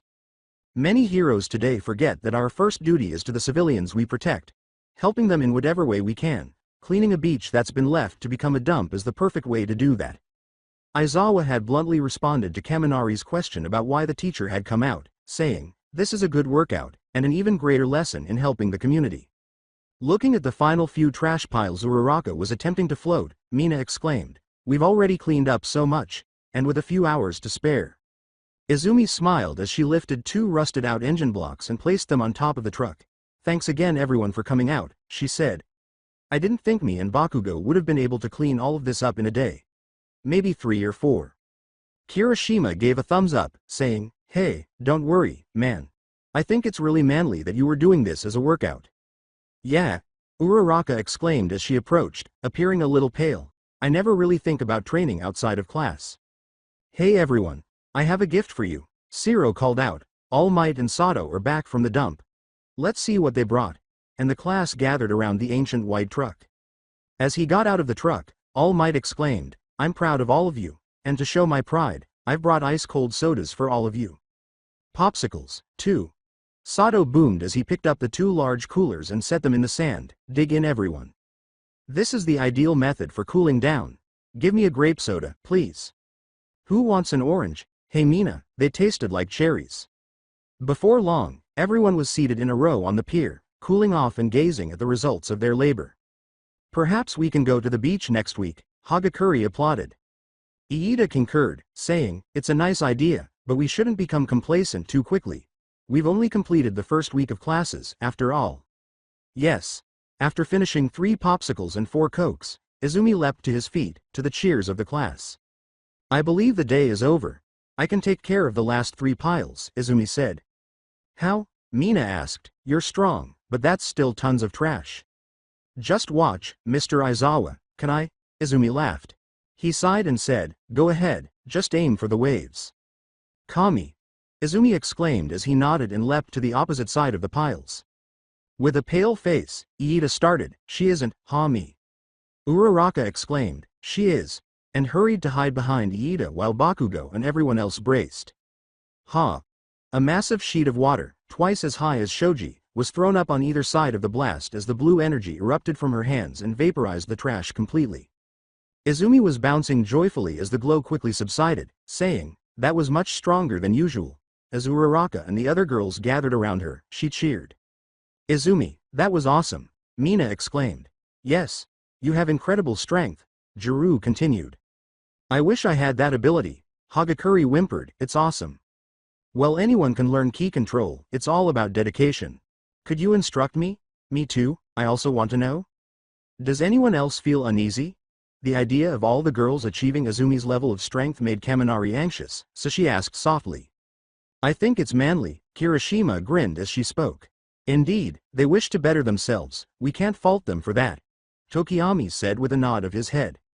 "Maybe we should learn some ki control, just in case," Ojiro supplied. "Hey, you're right, Bakugo. You know some ki control, right?"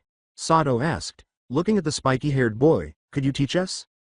"Fuck off," Bakugo growled. "I only know the basics, you're better off looking for another trainer." "Come on dude, you can't teach us even a minute bit?" Bakugo sighed. "It takes a lot of concentration." He muttered, "I spent 4 days focusing on manifesting it through meditation." 4 days. Mineta cried out in shock. "Dude, I would not be able to sit down for that long." Kaminari sighed. "Same," Sato said, looking at Kirishima and Ojiro, who looked contemplative. "You guys gonna do it?" "Hell yeah I am." Kirishima cheered, flexing his arms. "Extra training is manly. And it would do to have a bit of an edge other than my tail." Ojiro agreed. "What about you, Shiro?" "Nah, I'm good with my tape," Shiro said with a grin. "Good luck, Bakugo-sensei." "Fuck off." Bakugo snapped as Shoji, Koda, Tokiyami, Shiro, Sato, Aoyama, Mineta and Kirishima walked away. Shoto looked down at his phone, not caring about any extra training, but not wanting to go home just yet. You guys are gonna learn too? Mina asked as she, Momo, Tsuyu, and Jiru walked up. Hell yeah. Kirishima grinned, giving a thumbs up. You up for it, Mina? No, Mina sighed. I wouldn't be able to do all that meditating. Same, Jiru sighed. Besides, it's not like we really need it. Indeed, Momo replied, but it's still an interesting opportunity for everyone. Ojiro grinned as he observed the girls sitting cross-legged next to Izumi, attempting to decompress. Looks like Hagakure and Uraraka are up to the challenge. So what do we do now, Bakugo? Kirishima said, sitting cross-legged as the other girls left, wishing them luck. Which means we should get started too. You shut up and relax. Look within. A couple of days later. Iida yelled, everyone line up by seat number and board the bus, as Izumi and Uraraka approached his classmates. Izumi, clearly impressed, remarked, Iida's really taking his new position seriously. Uraraka sighed as they got on the bus and discovered that Iida's boarding technique had been in vain. Yeah, he's still too serious though. Next time, Iida, it's okay. Izumi exclaimed with joy as the boy let out a sigh. You're correct. Tell me about yesterday's training. He smiled broadly as he asked them. It went really well, Ochako exclaimed. I nearly succeeded in bringing my ki to life. Izumi sighed and said, it took me almost a week to manifest my ki. She's almost like a prodigy. I didn't even get a warm feeling in my hand, Hagakure remarked glumly from her seat, so that's probably going to be how long it takes me. Kirishima cried, same here, Hagakure, but don't worry. We'll be stronger than Izumi in no time. I can already produce a limited amount, Ojiro stated with a hint of pride, but I think my martial arts training helped me there. Still better than me, dude. How do you get that strong, Izumi? Tsuyu was curious. I know you said you trained for years, but how much training exactly? Well, I started when I was 7, she said, putting a hand on her chin to help her remember, and I came back this year. But if you want to be specific, I started when I was 5, worked for 2 years before being taken to Korin's tower to learn under him, and 3 months after that we were up on the lookout to learn from Kami, then spent the rest of the year there before returning to the wild and practicing ki attacks, then I came home this summer. She looked up, a little shocked to see everyone staring at her in disbelief. What? Shiro exclaimed, you trained to fight for 8 years in the wild. Ojiro, looking impressed and a little frightened, demanded to know, you climbed Korin's tower. You know Korin's tower? Bakugo inquired, startled. He looked at Izumi with a newfound respect as the other students started talking in excited voices, leaving Izumi's head spinning. My dad is my trainer. He said that only the best can climb the tower and be trained by Korin, same with the lookout. I can't tell you how many times he tried climbing the tower and turned away when he couldn't make it. It wasn't all that bad really, she said with a blush on her cheeks, or that cool. We just trained. I can't even begin to tell you how frustrating it was sparring with Piccolo and trying to get just one hit in, and when I do he just takes off his weights. It took 2 whole months just to get that far. Mina inquired curiously, when did you two start sparring? When I was 7. The whole class apart from Bakugo cried out. What? Izumi winced a little at the sound.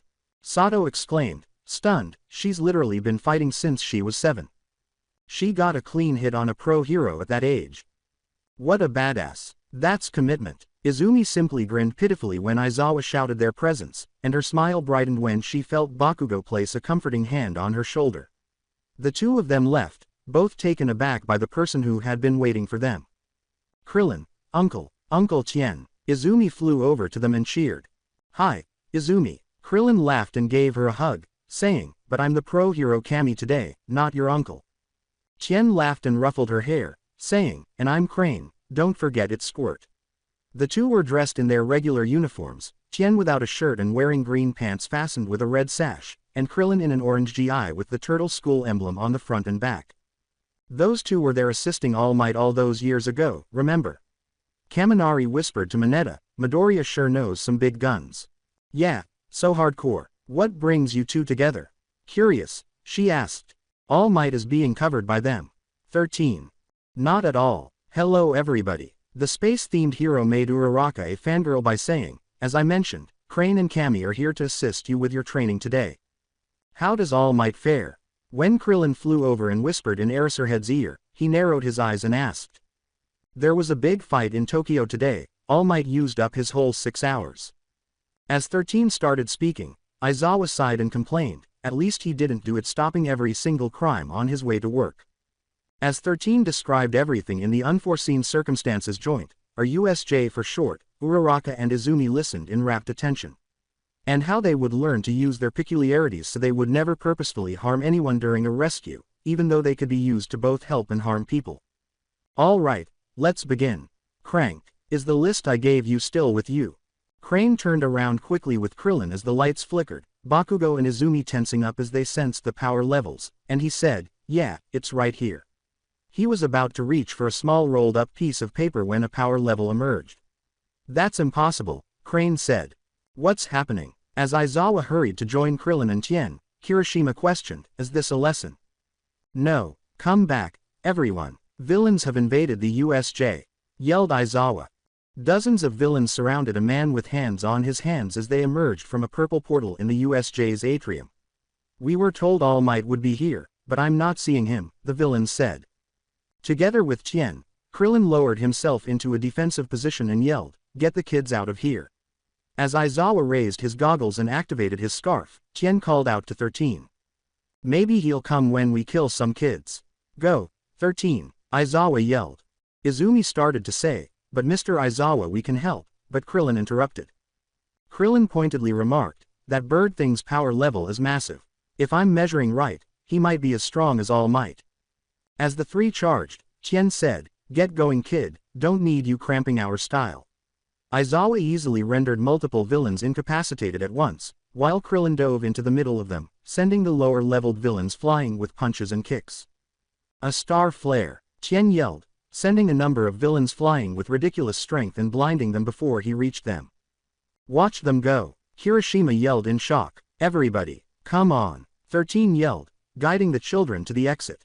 A disembodied voice apologized, children, before a shadowy specter materialized in front of them, staring at them with bright yellow eyes. But no one will be leaving here, we are the League of Villains. Boom. Did you truly believe that we would remain motionless during your monologue? Bakugo attacked first, and Kirishima snarled as he swung at the object. You two get back. As the darkness engulfed them all, 13 yelled. Tsuyu jumped up after them after shaking off the water, and Izumi squealed in surprise as she found herself suddenly free falling towards the fluid zone, her eyes narrowing as she started to fly, darting forward to catch a falling Mineta and landing on the ship. Are you two all right? Tsuyu inquired. I'm all right, but, Izumi screamed and threw Mineta at the bulkhead roughly, arms crossed over her chest, you little perv. So soft, Mineta muttered as he moved slowly down the wall, and when Tsuyu stepped on him, he let out a choked cry. The Saiyan girl glanced down at the water where dozens of bad guys were beginning to gather around the ship, while the frog girl turned to face Izumi and asked, so, what's the plan, Midoriya? Izumi smirked and remarked, not sure yet, but we're definitely gonna fight them. With a start, Mineta exclaimed, what? We can't fight bad guys. We just can't. We're gonna die. As Izumi looked out over the water, Tsuyu asked bluntly, are you sure being a hero is for you, Mineta? We were only middle schoolers a week ago. Mineta yelled, not being terrified is more weird. They must not be aware of our peculiarities, Izumi muttered, turning to face Tsuyu. They're not attacking. Tsuyu muttered, that won't last long. Izumi looked at Mineta and said, yeah. What's your quirk? I know Tsuyu has the powers of a frog, but what about you? Oh, I create these sticky balls from my head, Mineta said as she lifted a ball from her head. There's no limit to how many I can pull off, but if I pull off too many my scalp starts to bleed. Oh, and these things can stick to anything, except for me, they just bounce off. Be a good way to move around and capture people. Izumi was pleased. Okay, so here's the plan. When I give the signal, throw as many of your balls in the water as you can. Sue, you grab Mineta and hop to the shoreline when I give it. As Izumi launched into the sky, Mineta questioned, but what's the signal? What's the signal? A villain yelled, look. What's that Brad doing? Masenko ha. All of the villains screamed in shock as the water nearly exploded as the strong blast flew from Izumi and slammed into it. With Mineta in hand, Tsuyu exclaimed, that's the signal, and leapt into the air. As Izumi flew next to them, Mineta yelled, eat my sticky balls, and threw his balls at the water, which rushed back to the point of impact. The balls stuck to the villains and left them in a tangled mess. When they touched down on shore, Tsuyu exclaimed, you guys are cooler than I thought. Guess we passed the shipwreck zone. Izumi turned to face the main plaza and chirped, "Yep. All right, you guys go to the stairs, and I'll see what I can do to help the teachers." Mineta worried, but Aizawa told us not to engage. I think it's safe to say that was thrown out the window as soon as we got teleported. Suyu was deadpanned, but I really don't think it's a good idea to go to the main fight. How about we just stay out of the way and see if they need assistance? Izumi sighed. If they don't, we move forward. Suyu nodded and said, I can get behind that. As they started to move, Mineta muttered, I still think it's a bad idea. If All Might hadn't had the common sense to send someone to cover for him, he would most likely be dead now, so Aizawa was relieved. Because Krillin and Tien were skilled fighters, they were able to cover his weaknesses and defeat dozens of villains with ease using basic hand-to-hand combat. Tien slammed his foot into a man's stomach, causing him to groan in agony, and remarked, these guys aren't too tough. The Saiyaman were stronger. Krillin turned to face the leader and sighed, yeah, you're telling me. It's final boss time. With a chilly chuckle, Shigaraki remarked, oh, I'm not the final boss, but congratulations for making it here. Nomu, kill them. The bird creature behind him abruptly vanished. With a sideways head snap, Tien muttered, he's fast. Krillin, move. As Tien attacked, the bald-headed hero crashed into the mountain zone, immobile, but it was too late. The Nomu's fist had already been lodged in Krillin's stomach, sending the shorter man flying through the air. Tien yelled, try beam, and launched a strong blast directly at the Nomu, who smashed it as he charged at him. Calling out, I'm on my way, Crane. Aizawa sprinted directly toward Tien. Don't think I'll just be standing by Eraserhead. The leader yelled, his open palm aimed directly at the man's face, but Aizawa kicked him away, deactivating his quirk as he turned to face the Nomu. But as Tien kept dodging the monster's blows and sprinkling it with key attacks, nothing happened. Your hair is your tell. Aizawa gasped and looked at Shigaraki, who used a decay quirk to destroy his elbow. His eyes flashed once more, and he leapt away. As Shigaraki observed two conscious villains attacking with the intention of incapacitating him, he remarked, every time you use your quirk, your hair rises up. The times between activations became shorter and shorter, until we reached this point, Shigaraki said. The pro-hero slammed into the ground, unconscious, after Aizawa knocked them both out and looked up as he heard Tien scream. The Nomu had its arms wrapped around the man, using all of its strength in the bear hug, breaking Tien's arms and ribs before dropping him. Nomu, kill. As the Nomu viciously attacked their teacher and reduced him to a bloody pulp, Suyu and Mineta watched. We can't match that, Mineta muttered in horror, we can't win.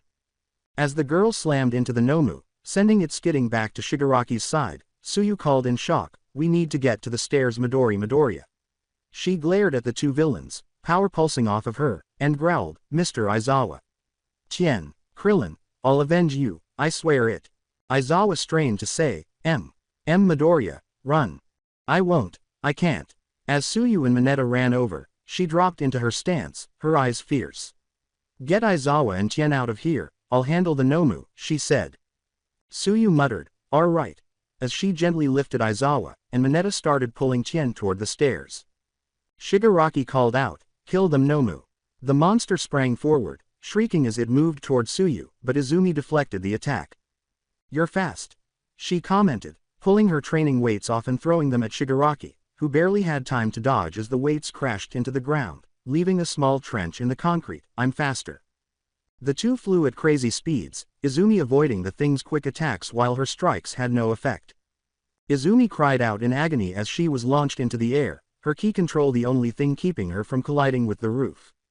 Izumi thought as she straightened up and raised her hands to her forehead, thumbs down, fingers barely touching her bangs. Solar flare, she yelled, blinding everyone in the plaza, including the Nomu. Rapid fire. Machine gun blow. Izumi growled as her arms started to move in a blur, dousing the Nomu with powerful ki and blasting fragments off of it as she practically teleported behind it. Kamehameha. Everyone turned to the plaza in disbelief as the strong beam struck the Nomu and sent it hurtling through the USJ's walls. I did it, Izumi muttered, turning to face Shigaraki while trying not to show her pain, your next chapstick. Do you believe that my Nomu was defeated by your meager performance? Shigaraki inquired. Looks like it, she shrugged, freezing when she sensed a familiar power level behind her. She slowly turned to face the Nomu, her eyes widening in shock at its return and the ease with which its many wounds healed. Shigaraki boasted, "Your little key attacks were strong enough to punch through his body, but I doubt you have enough strength after all that to do it again." Nomu has shock absorption, as well as hyper regeneration. As soon as the Nomu launched another attack, Izumi leapt back, its movements appearing to be more rapid and fierce. Incoming. He has hyper regeneration and shock absorption. Izumi smiled as Bakugo charged into the scene and threw one of his most powerful explosions into the Namus's stomach. Bakugo snarled, "It's fucking fast," as he unleashed another powerful blast, barely avoiding the thing's attacks. It's not nullification. Bakugo pulled his metal brace off his shoulders and disengaged his gauntlets, throwing them at the Nomu. "No shit," Izumi growled, leaping back a good 50 yards with him. "Boom bitch," he said with a smile as the sweat that had been stored in the gauntlets exploded, delivering the force of a barrage of artillery that ripped the thing to pieces. "What's the plan, Izumi?" "This isn't good," Izumi muttered as she fell to her knee with an arm around her ribs. "I can barely stand. Where are you coming from?" "Downtown disaster area. Shitty hair should be getting here soon," Bakugo snarled, continuing to observe the Nomu's full transformation. "Get ready." Izumi hardly had time to raise her arms before the Nomu released an unearthly screech and darted forward, shrieking in agony as her forearms broke. Bakugo raised his arms and roared, "Damn it! Twin howitzer impact!" Bakugo turned to face his fallen friend as the dual explosion shook the USJ, but before he could turn, a big hand emerged and grabbed his head, repeatedly slamming him into the concrete, leaving him embedded in it with its final slam and stomping its foot on his chest, causing Bakugo to scream in agony. "And no," Izumi sputtered as she launched another assault, her kick this time totally shattering Nomu's neck. However, it was in vain because the creature shifted away from Bakugo and seized Izumi's leg, hurling her across the plaza after repeatedly slamming her into the ground. As the warp villain rejoined Shigaraki, he cackled, "You children are out of your league." With a hand reaching up to prevent the Nomu from stomping on Bakugo's chest, Shigaraki questioned, "What are you doing here, Kurogiri?" Pearly white against blood red, the boy was bleeding from several wounds to his head and from puncture wounds in his right arm where the jagged bone protruded. Izumi's condition had deteriorated. Her arm was lumpy and uneven from multiple fractures, her leg where the Nomu had grabbed was broken, and blood was slowly streaming from her mouth. She slowly forced herself to stand up, glancing at Shigaraki in a blurry manner. "He's the leader, if I can just," she said, raising a shaky hand with energy slowly building in it. Bakugo tried to reach out to her, but his hand fell as he blacked out, and he rasped, "Izumi, no," while cracking an enlarged eye open. Shigaraki snarled, turning to order the Nomu to kill the children, but All Might's arrival blew the doors of the USJ open. "If you weren't our way out, I would turn you to dust." Izumi threw out her hand at that precise moment, launching an overpowered ki blast directly at Shigaraki, dusting the area as it struck. "Did I get him?" When the smoke cleared and the Nomu was in the way, having absorbed her attack, she asked out loud, her whole body tensing. However, the attack worked well as a diversion, allowing Todoroki and Kirishima to attack. Todoroki froze Shigaraki and the Nomu, while Kirishima tackled Kurogiri's metal brace and kept him down. "You believed you could murder the most popular hero?" Todoroki questioned icily. "A group of thugs on the street like you." "Stay down, man," Kirishima snarled, applying slight pressure to the brace. "I could easily break this thing." As he slowly turned his head to face the Nomu, Shigaraki growled, "After all the work we put into this. You'll all be dead in a few minutes, but first, Nomu, we need our transportation back." In a split second, the ice broke and the Nomu was hurtling directly toward Kirishima. "Kirishima!" As the dust filled the courtyard, Todoroki yelled. "What the? How?" Todoroki asked, startled to see Kirishima standing next to him. "Young Midoriya," All Might yelled as he dashed over to his pupil. The girl was standing where Kirishima would have been, her arms trembling from deflecting the Nomu's blow, rather than lying where she had been. She huffed out, laughing feebly as she collapsed forward in a faint. "Still, faster," she said. With his whole body trembling, All Might was able to quickly grab her and lay her down gently. You didn't even hesitate. A hit like that was designed to kill." "Are you serious about discussing murder? I was the target of a rather potent blast from the small tramp. Murder is only acceptable, I suppose, if it is state-sponsored. Save your breath. I've met enough men like you. You don't care who you hurt or what for. A villain without a cause except for being a villain." Izumi muttered, hyper-regeneration, which caused All Might to glance down at her once more. The girl's eyes were hardly open, and blood was trickling from the corners of her mouth and splattered on the front of her GI. Shock absorption, super speed, his quirks, that's what they are. You did good, now rest, All Might said, turning to glare at Shigaraki once more. Thank you, young Midoriya. Izumi smiled bloodily, then slipped into unconsciousness as her head sank back. Kirishima yelled, Izumi, and ran to join her, Todoroki at his side. His eyes narrowed as he saw the ice around Shigaraki melt and break as the man's quirk came into play. Get Bakugo and Midoriya to the stairs, kids, I'll take care of this. All Might snarled as he relaxed his muscles. I've let you down once more, Krillin and Tien. I'm very sorry, Aizawa. And I've let you down most, Midoriya. Kirishima picked Izumi up bridal style, trying to keep her head from falling back, and said, I'll get Izumi to the stairs and then come help you with Bakugo, all right. As All Might's attacks buffeted them with pressurized air, Todoroki yelled, I can get him myself, just get her out of here. And formed an ice wall. When he saw Todoroki running towards them with Bakugo slung over his shoulder like a bag of potatoes, Kirishima spared a glance back and grinned slightly. You shouldn't have jumped in the way, he muttered as he ascended the stairs 2 at a time. You were already down for the count, all that pain, but, thank you, so much. Bakugo opened his eyes blearily, hearing the distant, muted sound of fighting as if he were underwater. He's coming too. Although the voice sounded familiar, it was neither Hashiga nor Izumi. Bakugo, hey man, try to stay awake. The pros are on their way. Just hold on. The other boy was covered in blood, and Bakugo's worried frown turned into a relieved grin at the explosive boy's words. Can it shitty hair? Bakugo growled as his eyes cleared enough to see Kirishima. As Kirishima leaned back against a nearby wall and sighed wearily, she said optimistically, glad you're still alive man, All Might's engaged that Nomu thing, this should be over pretty quickly.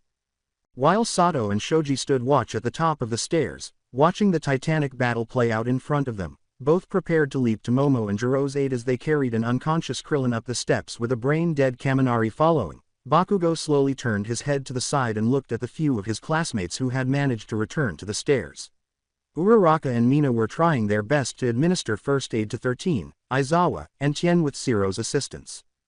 Izumi knelt down in front of Todoroki, who was trembling as he lit a golden flame with the tips of his fingers.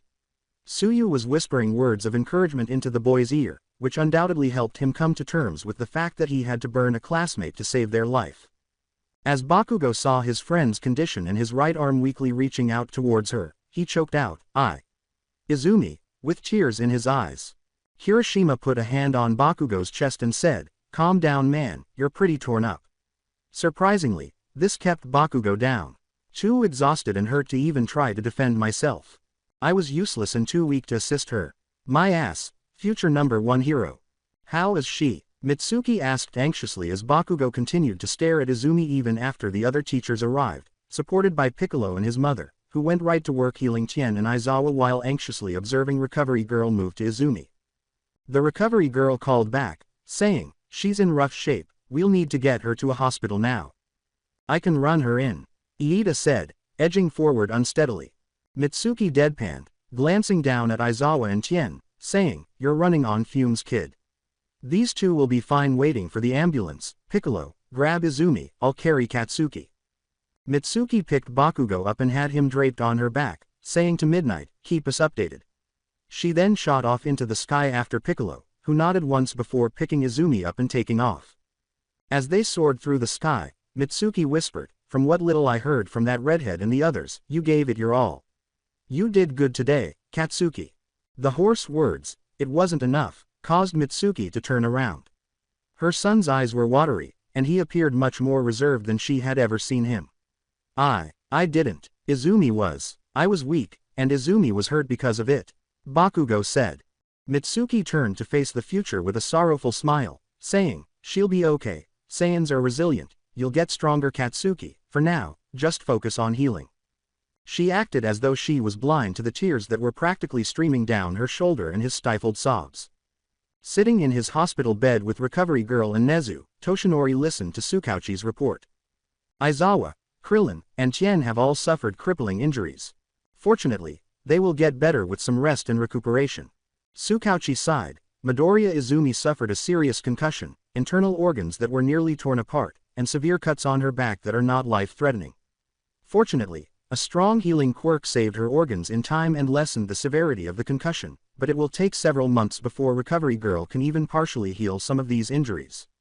13 had severe cuts on her back that were not life-threatening. Now for the 2 students. Her forearms were shattered twice, the Recovery Girl said, and her rib cage was injured multiple times. My quirk won't work with how little energy she has, and waiting isn't an option. We wait too long and her wounds won't heal properly. We need senzu beans, but Korin is having a hard time with this year's stock. He may not have gotten any at all. Piccolo has already gone to Korin Tower to find out. Tsukauchi nodded. Finally, Bakugo Katsuki. The boy was injured severely when he tried to help Midoriya. Both arms shattered, several hairline fractures in his skull, and his ribcage much like Midoriya was shattered, though thankfully no internal injuries. Recovery Girl's quirk healed all but the hairline fractures, with hope he'll be able to have a senzu bean like Midoriya.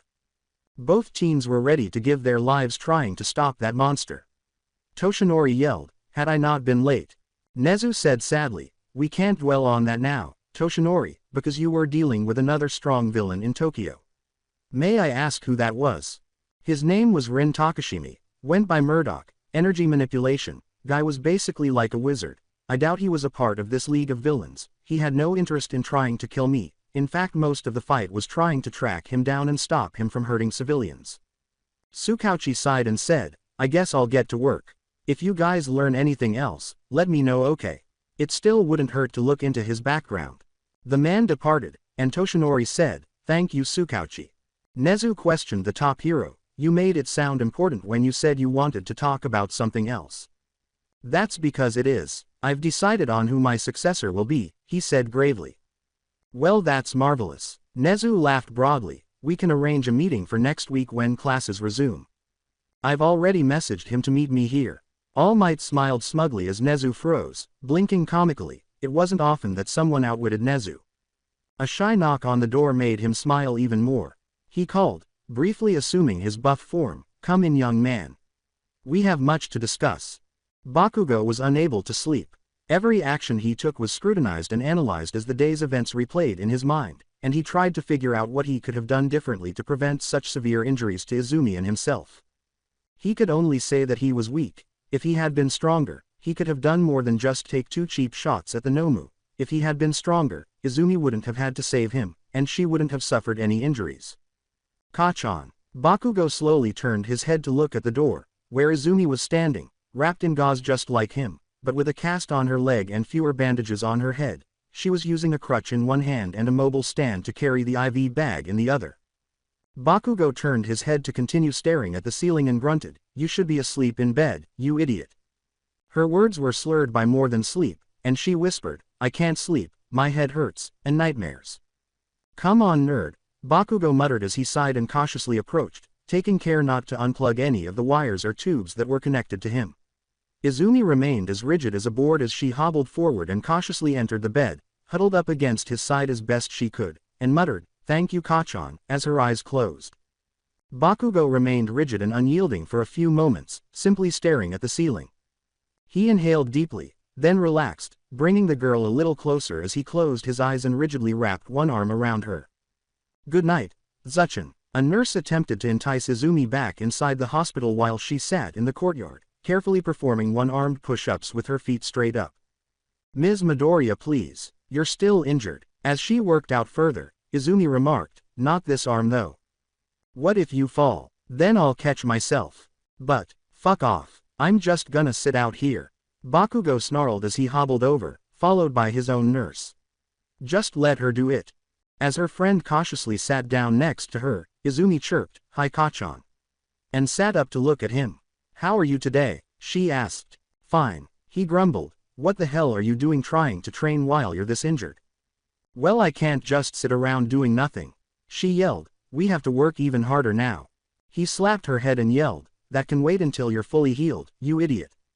"Ow," she complained. "Kachan, stop being so cruel.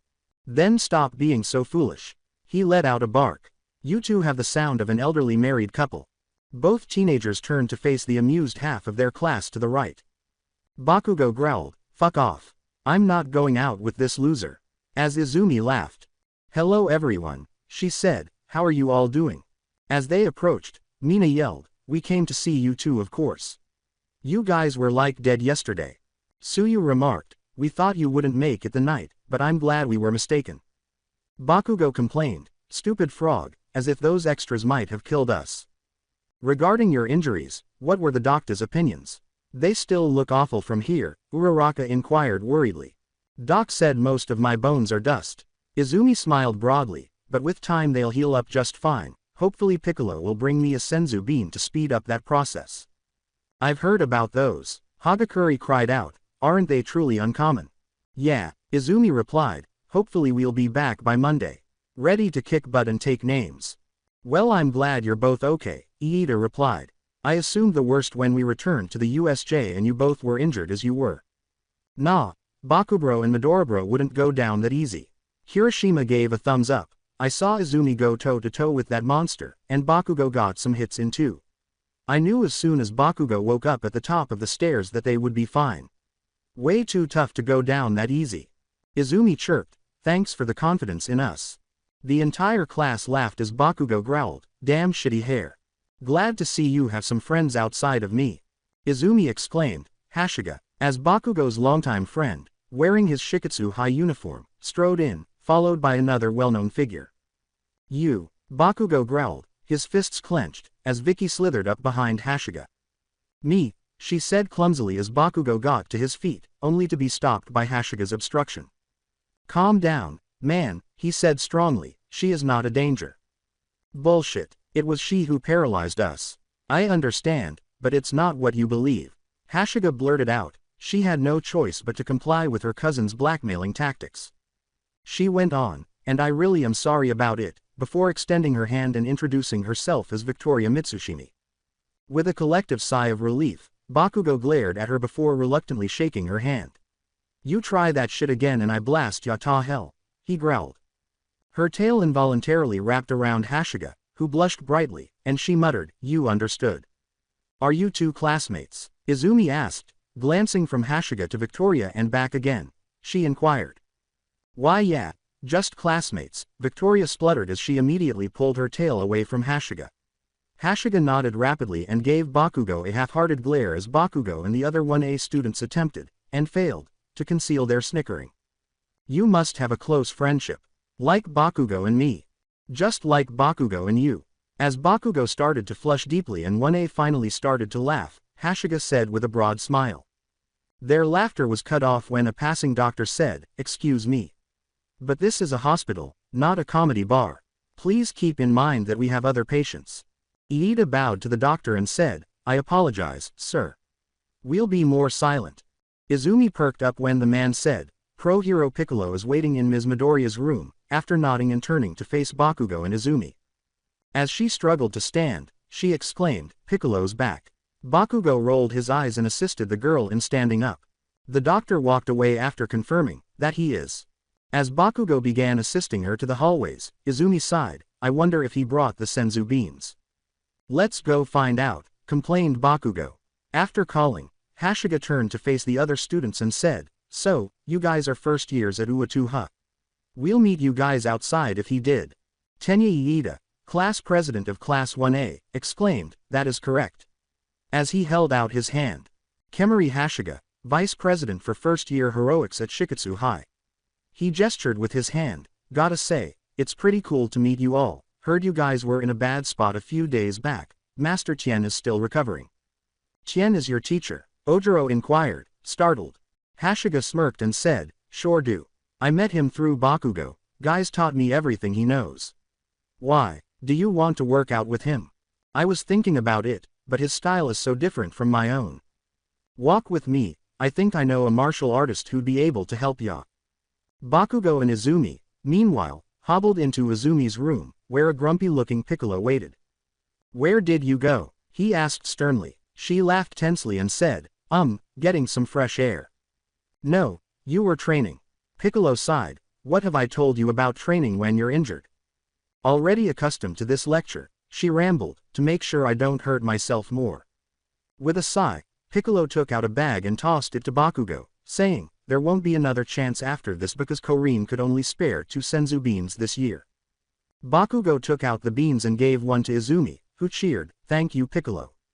As Izumi flexed, broke her casts, and threw a few experimental punches into the air, Bakugo snarled and tore the bandages off his head. "Yeah, thanks," Bakugo complained, and as he popped the bean in his mouth and his eyes widened as it worked, he said, "Alright, that's what we needed." Izumi exclaimed, "I feel good as new," as she sped across the room and gave Piccolo a firm embrace before avoiding his retaliatory blow and heading straight for her clothes, where she was already getting dressed. Bakugo turned around in a flash, flushed. Izumi chattered away, laughing as she stretched while wearing her training gi. "I gotta get out there and start training right now," she said. "Hold up. What is it?" Izumi asked inquisitively as she froze and turned to face Piccolo. "I want you to take the next few days off," he replied, "lay low." But, no buts. He asserted, "We're still trying to track down Shigaraki, and while I'm sure he won't come after you, I want to make sure before I allow you to start going about as freely as you were before, understood?" She deflated a little before perking up and saying, "Understood. But what if I went to UA and trained?" "UA's closed until tomorrow," he stated, "no one's allowed on campus." Bakugo, who was still turning around and trying not to blush, said, "You can work out at my house. Mom's got her own gym out back." Izumi exclaimed, "She does. That's perfect." "It really is," Piccolo admitted. "Mitsuki can keep an eye out and keep you two out of trouble should anything happen, but don't leave the house, understood?" Izumi chirped, "Understood," and Bakugo grunted in agreement. "Good, now get out of here." Mitsuki grinned as she saw her son and Izumi, who were both in perfect health and arguing about something, touchdown in the backyard. "Hey brats, I got a surprise for you too, a bit of a late birthday present from Bulma," Mitsuki called. "What is it?" Izumi inquired inquisitively. "Step back," Mitsuki said, taking a capsule from her pocket before pressing a button and tossing it to the ground. After a single puff of smoke, a massive spherical ship sliced the backyard in half. Mitsuki said, "This is a Capsule Corp spaceship." As Izumi flew around it in awe, she added, "Used by another Saiyan by the name of Goku a handful of years back. It's mostly been dismantled so no space travel." With a feral grin, she said, "But, one of the main functions is still intact." She pressed a button on a remote control, and a ramp descended, letting the three of them enter. "See, this machine in the center can increase gravity, all the way up to 100x Earth's gravity. It's a hell of a workout, and me, Inko, and Hisashi once used it. I could only get up to 20 times gravity before I had to tap out." She grinned sadly, lost in pleasant memories, then glanced at both of them and grinned, "But I think you two have what it takes to get to the max." Izumi exhaled and grinned at Bakugo's amazed expression. "Amazing. Are you ready to train Kachan?" Izumi asked. With a toothy smile, Bakugo turned to face her and said, "Hell yeah, I am, you idiot." As she pulled out a cigarette and walked out, Mitsuki grinned at the two and said, "I'll leave you to it. They'll be the best of us, Inko, Hisashi, I just know it." She mumbled as she took a puff, "And I'm gonna make sure that they go far, for you too." The following day, both Bakugo and Izumi hobbled into class, pleasantly sore from their workout the day before. "It's only been a day," Momo said, clearly disapproving, "Have you two already hurt yourselves?" "Yesterday was a full day of training. In a gravity chamber," Izumi grinned broadly, "Thus, it's causing us stress today. Gravity is a fucking chump 10 times over." Bakugo snarled as he nearly fell into his desk, with Izumi following closely behind. Tsuyu made fun of them, saying, "You guys are intense. You just left the hospital, and you're already training. There is never a day off when it comes to improving yourself." Izumi applauded. "Yes, absolutely." Kirishima applauded at her side, saying, "I'm so excited for us to compete. You know, I haven't been lounging around doing nothing. I'll give you a really bad haircut." The door slid open again, and Bakugo growled. As he entered, with his arms in slings and only a few bandages covering his forehead, Aizawa said, "First of all, I'm happy to see everyone here, healthy and healed. Everyone to your seats. I also want to thank each and every one of you for what you did at the USJ. Unfortunately, your battle is far from over." The whole room stiffened. The UA Sports Festival is coming up. With a collective sigh of relief, the class chatted excitedly about the possibility of a regular school function. A figure burst through the window and slammed through the wall in a moaning heap, instantly throwing their relief out the door. Villains, Kirishima growled, already standing with the others, braced for battle. Relax. The boy sneered as he floated over and pulled the moaning villain from the rubble, saying, sorry about that erasure. He looked at Aizawa, who hadn't flinched during the entire altercation. Izumi perked up as a familiar figure bounded into the room, wearing black tactical pants and boots, a blue capsule corp jacket over a muscle shirt, and a sword slung diagonally on his back. The boy started to perspire as Aizawa snarled, I'll be sending your mother the bill for the ruined wall and window. Going home's gonna be such a headache. He breathed a sigh of relief. Oh, sup, never thought I'd see the day when Eraserhead has a full class this far into the semester. Hi Trunks, a new voice called, flying through the destroyed window, dressed in an orange GI, you get him. With the guy thrown at him, Trunks remarked, yeah I got him Goten, told ya not to follow. Where's the enjoyment there? Hold on, there are 20 of you here. Goten said, surveying the area. I was also surprised. When Trunks felt a lethal aura emanate from Aizawa, they both cringed and laughed. With his eyes flashing, he growled, you're interrupting my class. Hee, I see you. Trunks yelled as he hurried from the classroom. Trunks, wait for me. As he flew after him, Goten yelled. Those two were who the devil? Kaminari cried out. They just threw a villain through a UA classroom so casually. Ojiro murmured. Mina remarked, they didn't even apologize. With a smile, Izumi said, that's Trunks for ya. Enough. Aizawa told them all to stop speaking, since I know you'll pester me. Those two were Trunks' briefs and son Goten. They're third years from Shiketsu High, and are prone to wreaking havoc around UA. Now, let me finish telling you about the sports festival, and I'll release you to training so we can fix the classroom, again. Following classes, as they made their way to the station, Iida muttered, look at the disrespect to this institution, I can't believe those two would just destroy a classroom like that. Aizawa acted like it was a regular occurrence. Uraraka added, maybe they're used to the stronger upperclassmen doing things like that.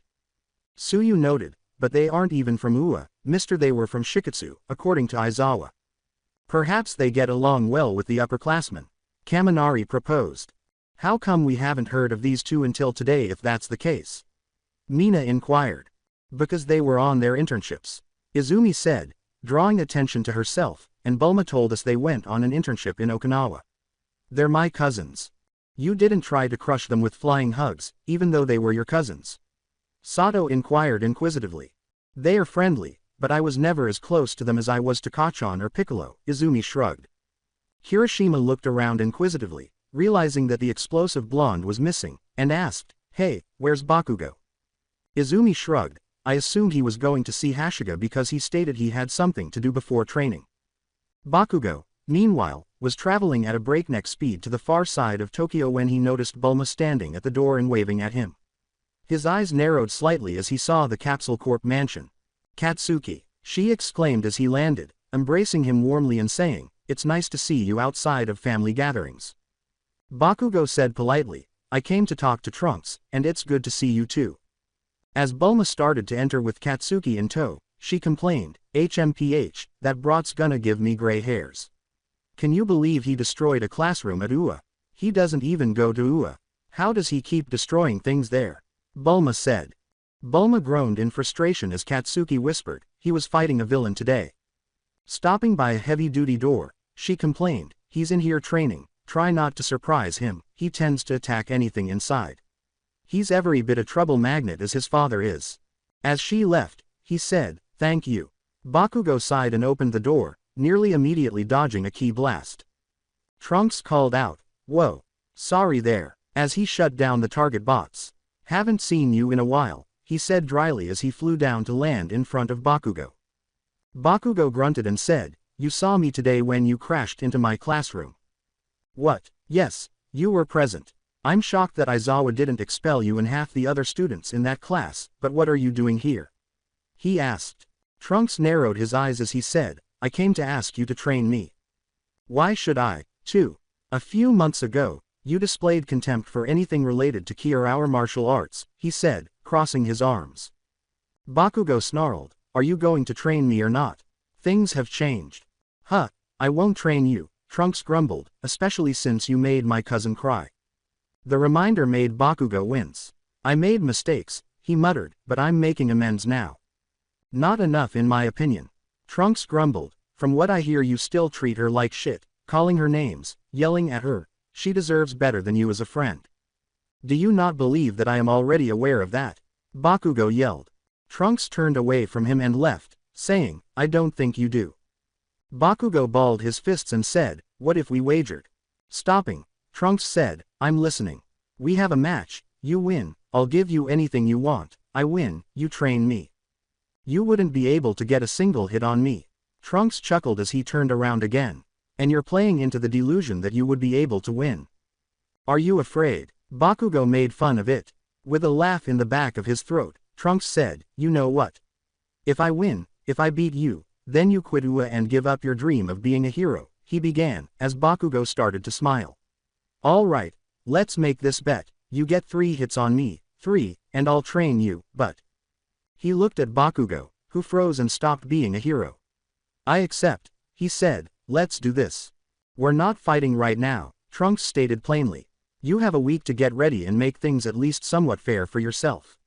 We'll make a decision on Friday at Battleground Beta at UA. Now leave. As Bakugo landed, Izumi was stretching outside the gravity chamber and grinning broadly. Hey, where have you been? Curious, she asked.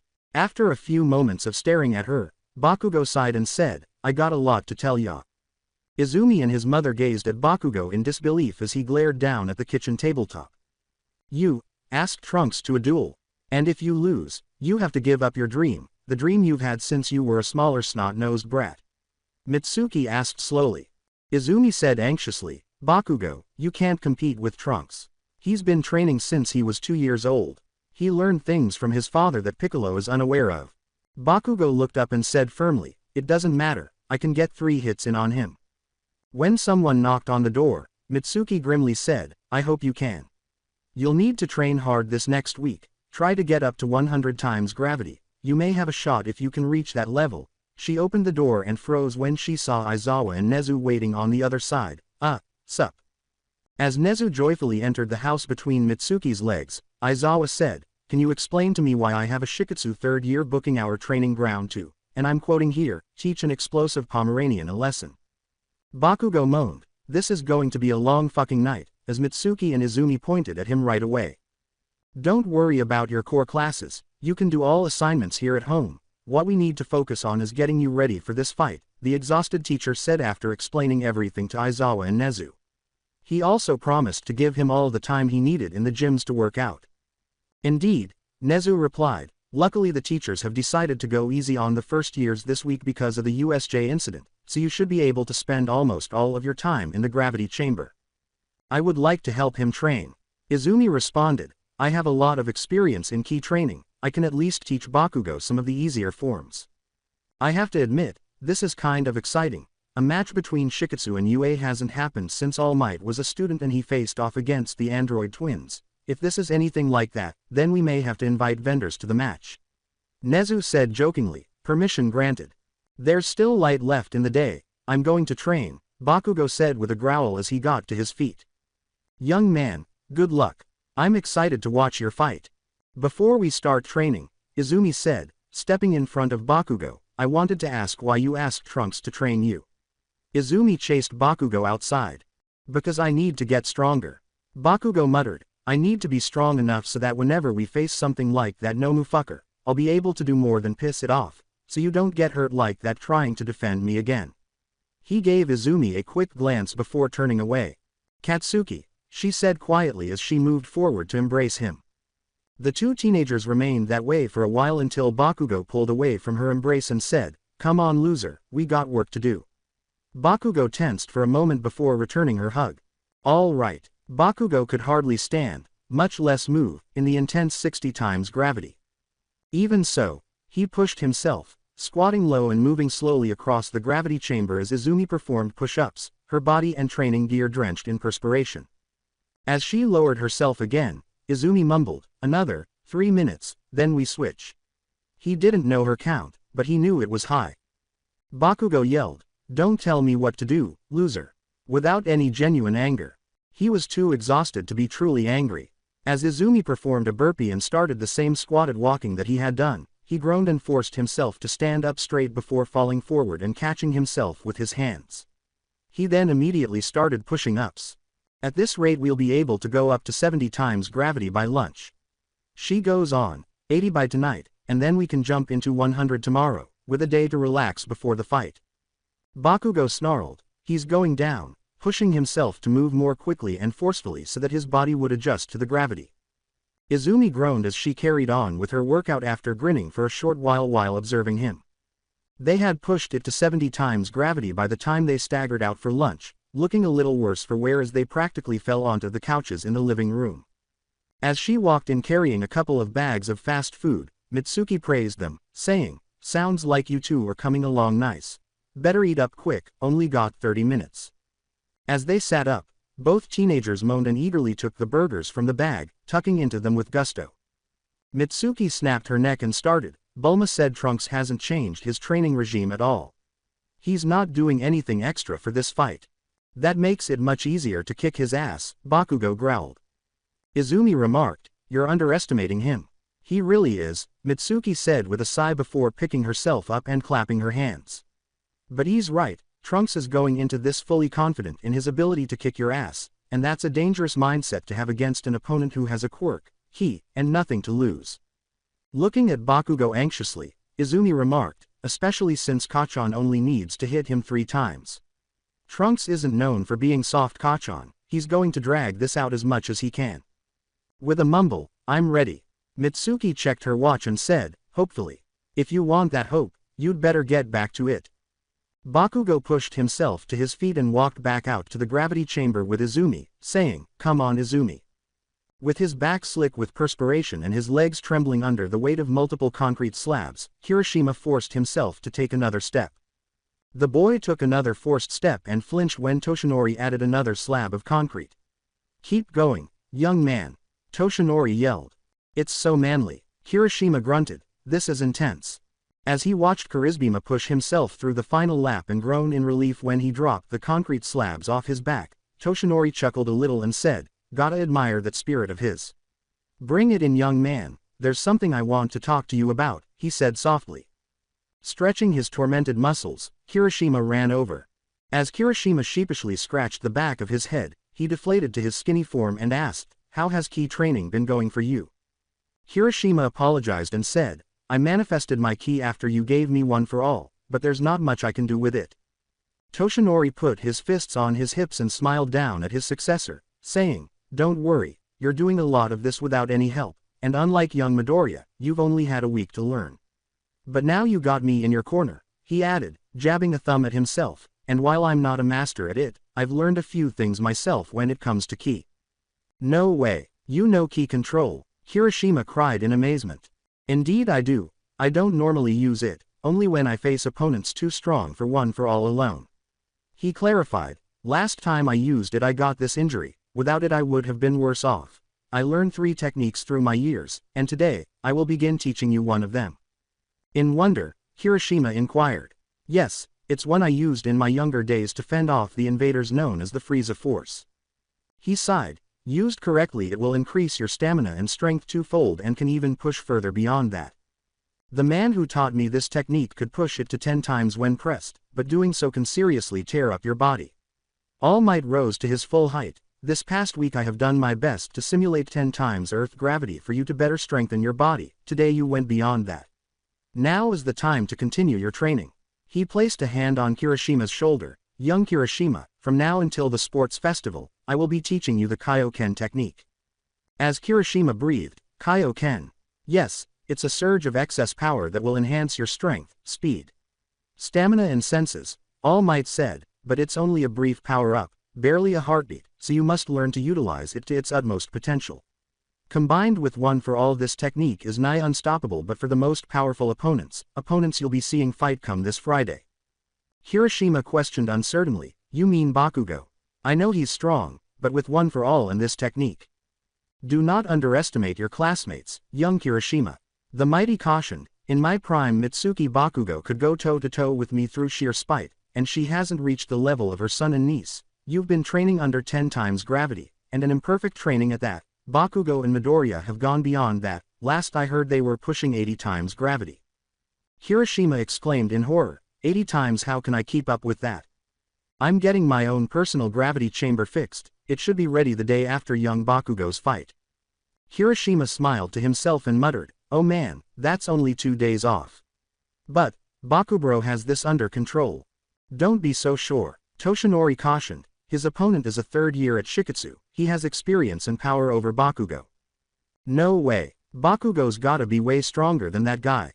Toshinori nodded. Young Briefs was trained by his father at a young age, much like young Midoriya. Unlike young Midoriya, his training was harsh, to the brink of what he could withstand. Not only that, but he had state-of-the-art equipment that he could train with, something Bakugo has never had before.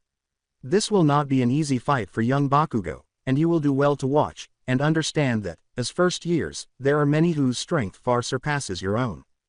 After appearing to falter a little, Hiroshima adopted a contemplative expression and asked, how does he match up against you All Might?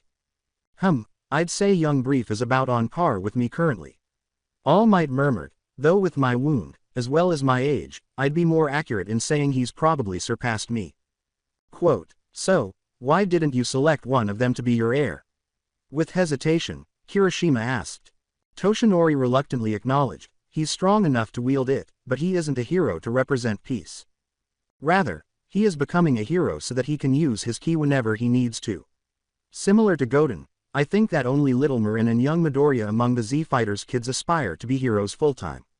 I picked you because I see a strong desire to help others, not for fame or money, but to help your fellow human beings without expecting anything in return. So, don't worry, and know that I think you can match or even outperform young Trunks with the right training and perseverance. With a fierce determination, Hiroshima clenched his fist and said, I'll do it. I'll get so strong that Bakugo and Midoriya won't want to fight me. I'll use my manly spirit to defend people and become a symbol of peace. Young Hiroshima, I'm sure you will.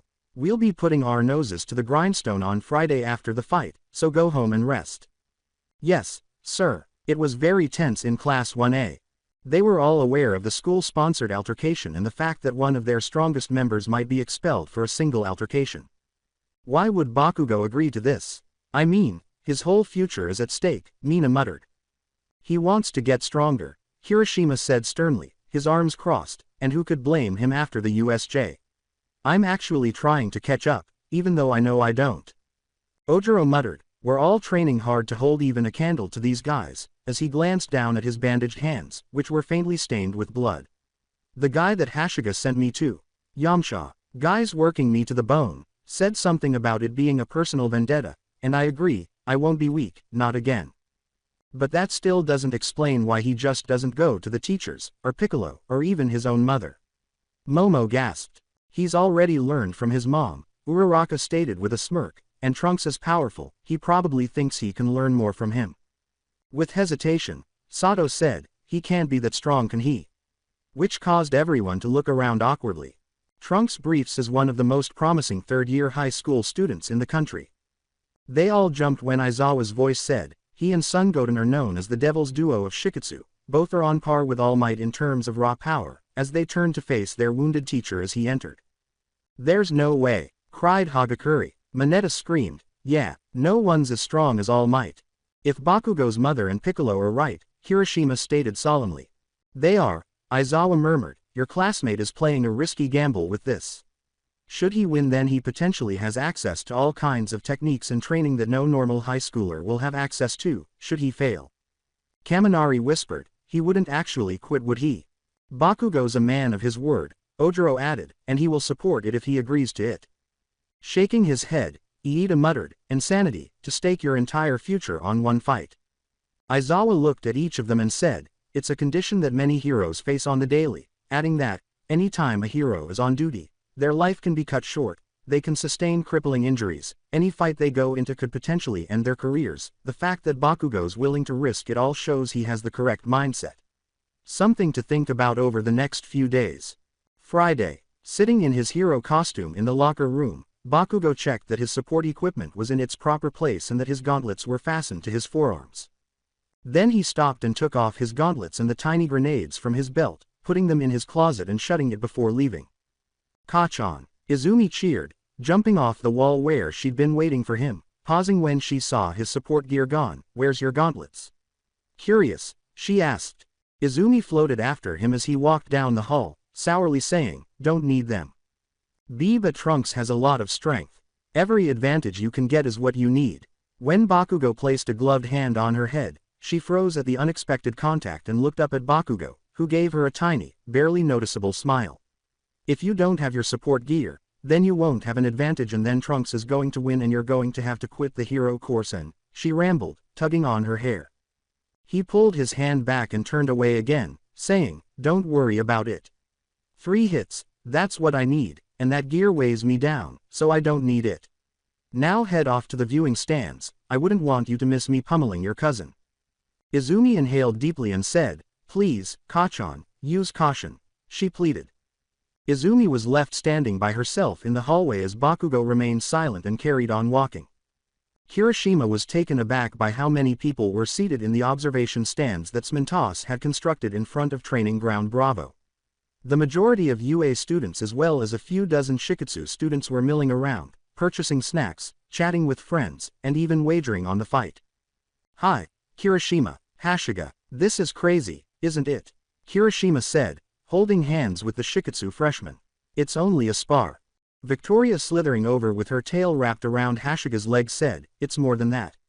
The last time a challenge like this was issued, All Might narrowly defeated the android twins and shot Ua to the top of the food chain." As the rest of 1A waited in the bleachers, Hashiga shrugged and said, "I doubt it'll have that much of an impact this time. Trunks is a 3rd year, Bakugo's good, but not that good." "It's still big," Victoria remarked. "You stated it, I'm ecstatic." The boy, taller than even Sato, with a shaved head and intense eyes, was wearing the Shiketsu uniform and had an excitement that could rival Kirishima's on his best day. Kirishima jumped at the new voice and stared in confusion at him. Hashiga said, "Hey Inasa. Kirishima, this is Yorshi, Inasa, fellow 1st year. I'm glad to have met you." Yorshi threw out his arm and yelled. "Yeah, exactly, dude. I'm Eijiro Kirishima," Kirishima cried, firmly shaking his hand. "I am so stoked to be friends with hero students from UA." Yorshi boomed excitedly, "I love UA. I love UA too," Kirishima shouted gleefully. "It may have been a mistake to introduce these two," Victoria muttered. "Kirishima, Kachan's ready for the fight." "Oh. Hello," Izumi chirped when she noticed Inasa. "I'm Izumi Midoriya. I'm Yorshi Inasa. It's so great to meet you." "It's so great to meet you too. Bigger mistake to let these two meet." Hashiga sighed. "Come on, let's go find the rest of 1A. "You guys aren't going to sit with your class?" Kirishima asked as they walked, Inasa and Izumi still enthusiastically greeting each other. "Nah, Shishikura's been annoying lately since he found out I'm friends with Bakugo," Hashiga muttered. "I'm not gonna sit through this fight being insulted." "That's so unmanly," Kirishima exclaimed. "Who cares if you're friends with Bakugo? Shishikura does." Inasa chimed in, "He's got such school spirit. I love it."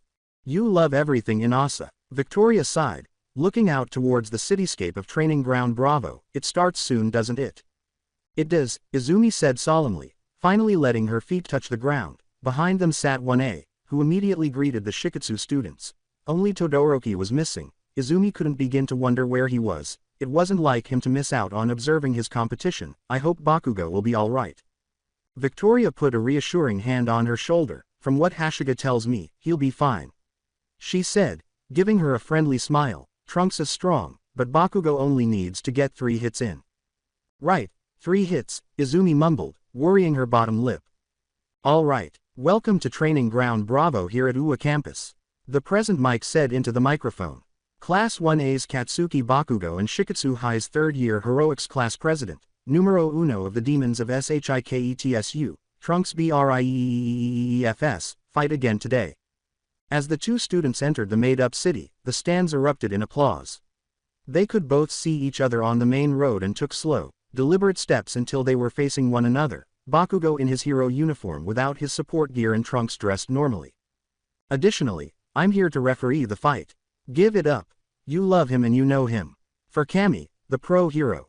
Kurlin landed next to them, one arm still in a cast, and the stands cheered again. Crossing his arms and glancing between the two, Krillin said, "All right, you two. I want a clean fight, no low blows, and treat your opponent with respect. If I call them down, they're down." "Understood." "Understood, Krillin." Trunks repeated while continuing to look down at Bakugo. The Bakugo snarled, "Got it," Krillin said, throwing himself into the air to observe. "Okay, I'll be watching." Mike turned off the microphone to avoid being overheard and said, "I hate to say it, Erasure, but I don't think your student has it in him to win." "I don't blame you," Aizawa murmured. "Had this been the Bakugo from before the USJ, I'd have to agree, but he's got a fire in him now, one that won't let him lose." Turning the microphone back on, the sound hero muttered, "I hope all of you cool cats are ready. At 10, the fight will start. 9. Last chance kid," Trunks grinned, "give up, and maybe you can keep your dream." "Fuck that," Bakugo yelled, "don't try and get out of this ass swooping." "You got grit, kid, I'll give you that," Trunks said, laughing. 2, 1, start. Trunks and Bakugo both became hazy and vanished from their positions. "What the where did they?" Kirishima interrupted as the city was blasted by a strong surge of air pressure from above the tallest skyscraper, closing all of the windows. "What caused this?" Bakugo and Trunks both delivered a single blow after colliding with full force. And the two opponents meet each other head-on with a full-powered punch. Growling, Trunks said, "You're strong." Bakugo's roar, "Shut it and fight," caused Trunks to disengage and release an explosion. Before he could catch his breath, he charged forward, his feet and fists a blur of attack. Trunks swerved between the blows, each one just a hair's breadth away from making contact. Then Bakugo abruptly vanished. Trunks cried out, "What?" just before he was thrown back to the ground by an axle kick. Bakugo roared, "Quit underestimating me," and blasted off after Trunks, sending him back into the air with an explosion-filled punch. He started throwing ki blasts at the fleeing Trunks, who returned the blows with his own. And Bakugo's gotten 2 hits on Trunks. Will this fight be over so fast? It's unbelievable. Bakugo's has succeeded. The UA stands went wild as President Mike cheered. Nobody had anticipated Bakugo receiving a hit this early in the game, much less 2. "It's my son." Piccolo rolled his eyes as Mitsuki yelled, whistling loudly. As Bakugo and Trunks engaged in a dogfight in the sky, Piccolo muttered, "Gotta admit, it was a good move." He held his power back until he was sure he could catch Trunks off guard. "From what I can see, his power levels are almost to All Might's base level." Tien murmured quietly, "Without one for all at least." For the time being, Aizawa hummed, "It's still impressive." To the surprise of the other boy, Trunks pushed Bakugo away and gradually removed his jacket as he growled as another powerful blow grazed him, forcing him to dodge. "You're stronger than I gave you credit for," he said. "Asshole, are you finally feeling the heat?" Setting off low-level pops on his palms, Bakugo sneered, "This is over after one more hit, so why don't you?" "You're right." "What?" Bakugo asked bewilderedly, closely observing Trunks as the boy raised his arms to his sides in a horse pose. Trunks explained, "I am feeling the heat, I underestimated your strength, so let's take the kitty gloves off." His muscles appeared to protrude as he began to yell, "Ha! What the hell?" Bakugo started as the sky above them darkened and lightning crackled and crashed across the sky, seemingly due to a heavy pressure. "The fuck is this?" Bakugo said. "He wouldn't," Izumi cried, leaping from her chair and looking anxiously at the two combatants. With a twinge of uneasiness creeping up her spine, Mina asked her friend, "Wouldn't what?" Izumi murmured anxiously, "I need to, this is dangerous, he can't." "Don't move, cousin." The sudden appearance of Goten at Izumi's side, his hand pointing at her neck, made everyone in Class 1A tense. Izumi snarled in her throat, "Goten." With an apologetic smile, Goten assured her, "Don't worry, Trunks knows what he's doing. This isn't your fight to get involved in." "Bakugo." Izumi closed her fist. With an uneasy laugh, Kaminari questioned, "What's so bad about a little screaming? Are you just ignoring the thunderstorm that rolled in when he started that?" Jiro was deadpanned. With binoculars in hand, Momo whispered, "It's like he's charging up excess power." Uraraka and Hagakure were standing next to her, looking very anxious. Looking up at Trunks, Hashiga shifted and muttered, "Master Tien told us about this. It's something that only those with Saiyan blood can do." "Triple A, you think I'm gonna give you the chance to power up? Howitzer impact." Bakugo snarled and launched himself out again, twisting in the air as he executed his special move. The crowd had to brace as the explosion shook the made-up city. The boy's hair had spiked and turned a golden yellow, and as he smirked at Bakugo, his eyes had turned a cold blue, as if glaring through him. When the smoke cleared, They were shocked to see Bakugo's fist being held firmly in place by Trunks.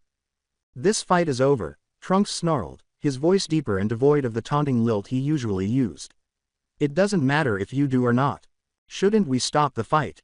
Mitsuki and, surprisingly, Aizawa shot down Mike's anxious question right away. "You interfere now then Katsuki loses." Mitsuki growled, "Don't count the little brat out yet. Until Krillin calls it, we can't do anything," Aizawa sighed, glancing up at the two students in the air. "Neither has seriously harmed the other yet." Trunks followed Bakugo's battered body and landed just before he hit the ground, sending him flying through multiple buildings with a hard kick. Trunks leveled his hands, ki collecting in the palm, and Bakugo let out a cry of pain as he fell to the ground. "Be honored, it's been a while since someone made me go Super Saiyan." Trunks grumbled, "Double buster." The blast destroyed every building in front of him, forcing those in the stands to cover their eyes. After the smoke cleared and the fire's radiance subsided, all that was left was a scar that ran from the city's center eastward. Scattershot. Carpet bomb. Bakugo roared, unleashing rapid-fire blasts at Trunks, tinged red from infusing his ki with his quirk. Bakugo created powerful blasts that whistled as they flew through the air, exploding on impact and tearing apart the buildings. Trunks stayed just outside of their range, flying backwards as Bakugo pursued him. They didn't have to worry about Bakugo for long, as the young hero in training emerged from the largest pile of rubble, covered in scraped and bruised and snarling Pharaoh. Trunks abruptly vanished and then resurfaced directly beneath Bakugo. Trunks hot on the boy's tail, slamming his fist into his stomach and sending him flying high. Bakugo spat out, "Fuck off," as he continued to blast Trunks, changing course at the last second to try to catch him off guard. However, Trunks simply grabbed him out of the air, avoiding each blow with ease before slamming his fist into Bakugo's stomach, which caused him to lose his breath. After that, Bakugo was left with little defense against the barrage of strong blows that sent him bouncing around the city like Trunks' own personal rag doll. As Bakugo crashed through the blackened streets again, landing a few yards away from him, the Super Saiyan sneered, "This fight is over. All that talk you spouted about being the best, and you can't even last 10 minutes against me. Pathetic. You think I'm done?" Bakugo snarled, gripping his right arm, blood streaming down his face, muttering as he slowly pushed himself up and spat blood out of his mouth. "Do you think I'm gonna keel over because you dyed your hair? I told you not to underestimate me." Bakugo roared, his power spiking again as he charged. "Holy shit, this is intense." As his friend attempted to match Trunks' briefs but failed, Kirishima nodded in agreement with Ojiro's yell, observing that, at this rate Bakugo's gonna get knocked out before he can get that last hit in. "It's amazing he got those first 2 hits to begin with," Hagakure said. "The energy coming off these 2 is amazing." Trunks turned the tables on him, Yaoyorozu said anxiously. "Will he be able to recover?" "If there's one thing Bakugo is, it's stubborn," Kaminari muttered, watching the fight intently with his elbows resting on his knees, "but if he doesn't do something soon." Crack. Everyone was shocked to see Izumi, who had just used her bare hands to smash the concrete separator in front of her, glaring angrily at Trunks as Goten stood next to her, watching to make sure she wouldn't get in the way. Maybe take a breath," Hashiga whispered to Izumi, who gave a small nod but remained motionless, observing the battle as intently as she could. After that strong attack that leveled half the city, Bakugo had been moving forward with only one thought. He couldn't recall how many times he had been slapped down so far, how many times he had been thrown through buildings, or how many times he had been buried in the street. To obtain the final blow, Trunks was too strong and too quick, so he would be lying if he claimed to believe he could pull it off. Too strong. His uniform shirt was already gone, burned and torn by the numerous ki attacks and sheer punishment he'd received in this fight. His hands and forearms hurt, and he was fairly certain he had some broken ribs. Another punch sent him skittering across the blacktop, leaving him lying on his back and staring at the cloud-covered sky. "Are you finally done?" Bakugo snarled and spat out a glob of blood as he pushed his feet, his weight barely supported, saying, "I didn't hear no bell." "You're strong, you have to admit," Trunks teasingly said, finally admitting defeat. He held his hand over his head and said, "Ka me." As ki came to life inside his palm. "You fucking wish. I'm just sad that I'm about to end this whole thing with one move." Trunks sneered, "Really?" before adopting a similar posture and saying, "Okay, let's go there." "Ha! Ha me," he exclaimed as a blue ball of energy gathered in his hand, illuminating the arena with a blue hue that was only broken by the bright amethyst light emanating from Trunks. Krillin, end the fight, exclaimed Present Mike, whose nerves finally gave out when he saw the two strong attacks almost finished. Krillin vowed, damn it, I think you're right, and started to head down toward the two teenagers. However, it would be too late. Let's see who's stronger. Bakugo. Gaelic gun, thundered Trunks, launching a violet beam of energy and thrusting his hands forward. Bakugo exclaimed, ha, as his own attack blasted forward. The two beams collided in midair, sending a shockwave that hit everyone except for the Z fighters, Izumi, and, strangely enough, Ojiro, who was using his tail to protect his friends while covering his eyes to keep watching. Bakugo trembled as he tried to stop Trunks' attack. The pressure of 100x gravity was nothing compared to confronting Trunks directly. Trunks called from his position, not even straining in their impasse, but it's time I finished this, ha. You've done yourself proud.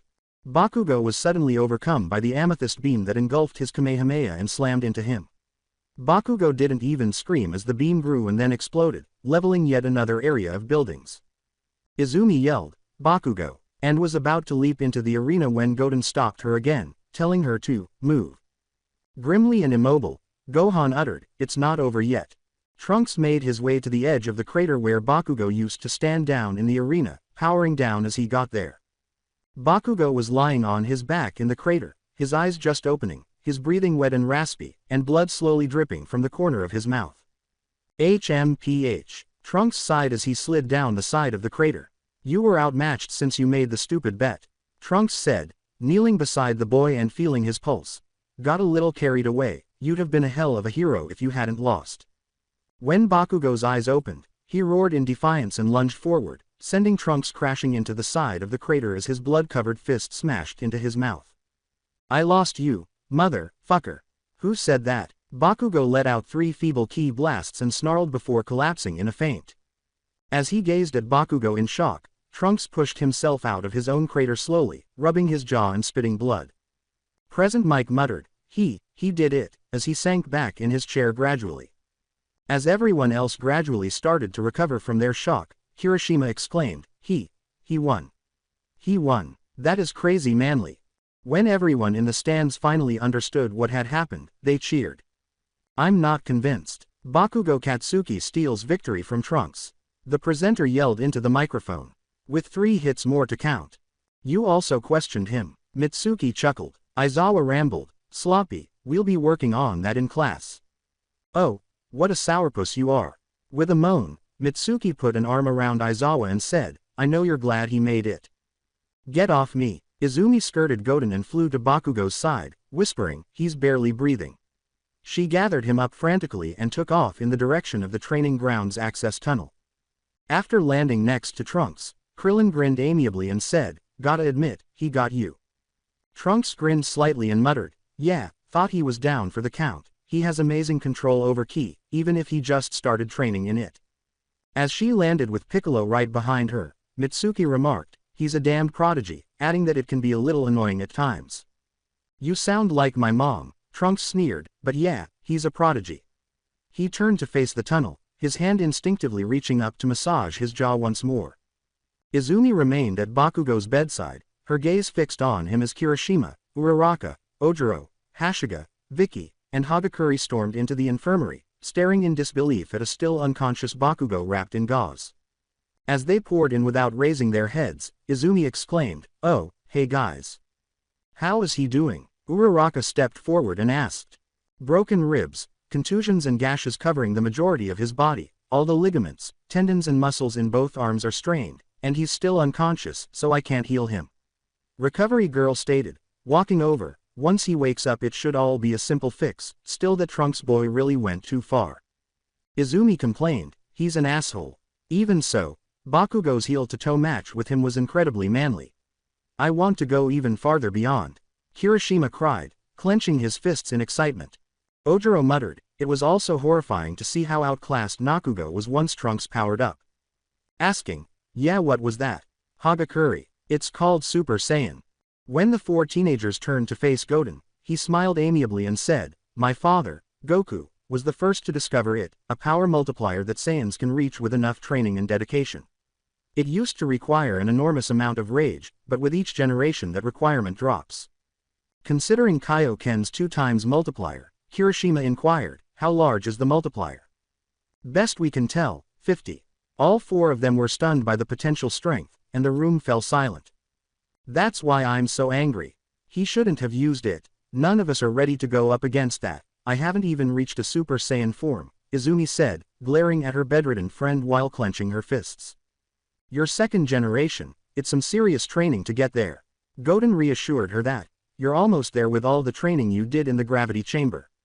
And you're all more ready than you realize. Finally looking up, Izumi glared at Trunks as the boy entered and said, you went too far. He huffed. Anyway, if Bakugo's any indication, you're all worth watching. Trunks shot back, I went far enough. Hashiga right? Trunks asked, glancing at the Shiketsu first year, and Victoria. Why yes sir, the 2 exclaimed, and they straightened up a little. Good to see some of you know how to not take things too seriously. He grumbled, you 2 go get Inasa and head back over to the others, we'll be leaving soon. They shouted again, yes sir. And hurried away. Trunks turned back to the UA students and said, Goten's been talking about a bunch of UA brats training with the old Z fighters. He looked at Bakugo and said, when he wakes up, tell him he's got a day to rest, after that he's training with me before and after school until the sports festival. Then Izumi complained, asshole. Goten laughed and gave Izumi a comforting shoulder pat. Hey, that's Trunks for ya.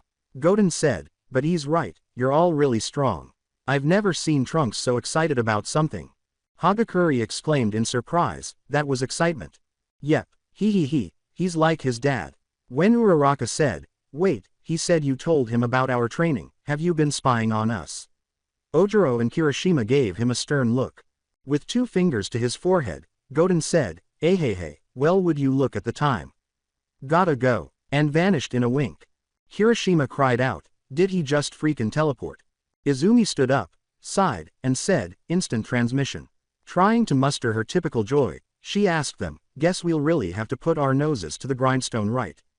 Unaware that her tone was phony, Kirishima yelled, hell yeah. I got a technique in the works right now, so you guys better watch out.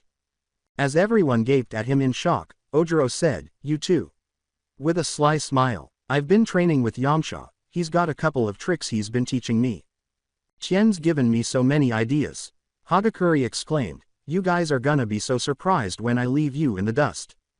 I wish I had a master, Uraraka admitted. I've only been able to do the training that Izumi showed me. As her friend's enthusiasm lifted her spirits, Izumi proposed, why don't you ask Krillin?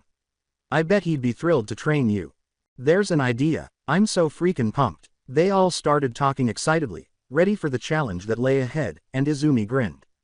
After a day, with his hair sticking up at strange angles due to the gauze still wrapped around his arms and head, Bakugo hobbled into Capsule Corps and slowly made his way up the stairs to Trunks' training room, where the boy was waiting and seated in a lotus position. He looked at Bakugo and remarked, I'm surprised you're here today.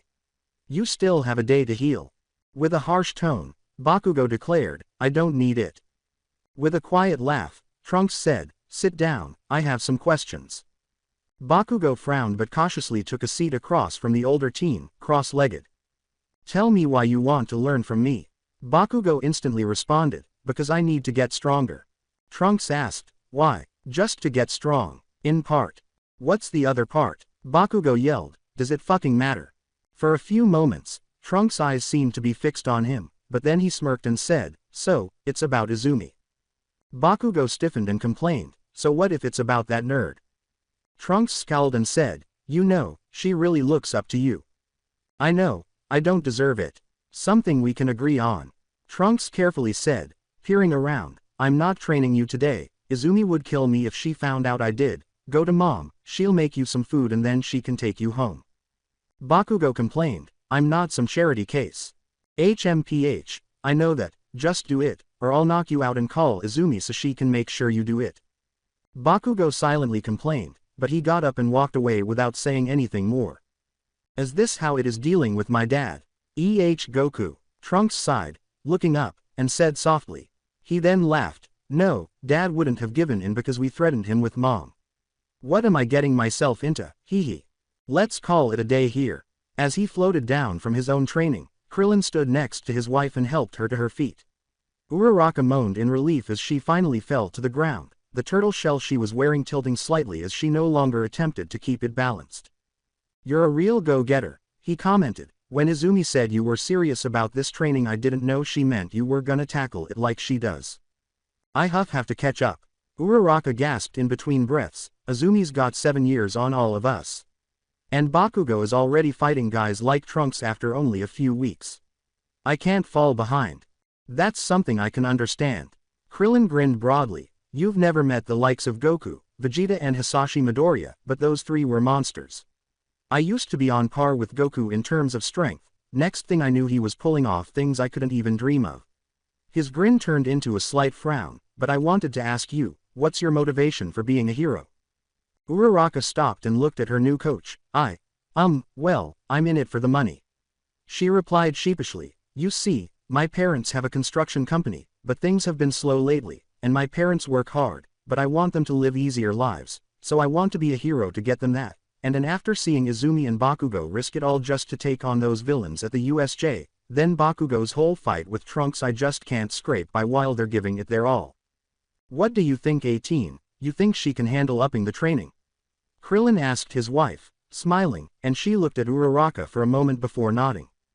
"She's got a lot of potential, so I say we amp it up. The sports festival is only a few weeks away after all," she continued. "Let's see just how far she can push herself." "Agreed, so get that turtle shell back on, kid, we got work to do." "Yes sir." Hagakure passed out beneath a tree, her clothes drenched in perspiration, her breathing shallow and fast. As he landed next to her, Tien crossed his arms and gave the order, "Stand up and slow your breathing, it helps. Your response time is getting better, but you're letting yourself get distracted too easily." She got back up and whimpered, "I'm sorry, it's hard. But I can keep going," she said, her eyes blazing with resolve. "I like that tenacity, kid, let's see if you can handle this speed." Tien sneered, grinning slightly. Yamcha walked casually next to Ojiro while he hummed and watched him struggle to carry a boulder up a mountain. He remarked, "You've got a lot of strength for someone with a tail quirk." Ojiro sighed and pushed himself to keep moving forward, saying, "I had to strengthen my body so I could even hope of keeping up with everyone else. I wasn't going to get far on my tail alone. You'll need to do more than strengthen it if you want to even dream of fighting alongside bruisers like Bakugo and Midoriya." Yamcha stated, placing his arms over his head, "You're gonna have to break it, over and over again, until you can't take it anymore, then you break it again. You think you can do it?" Ojiro exclaimed, "I know I can," as he pushed himself harder and saw the next rise on the hill. Yamcha told him to stop, but he continued, reaching the next rise and then the one before collapsing with a heaving chest.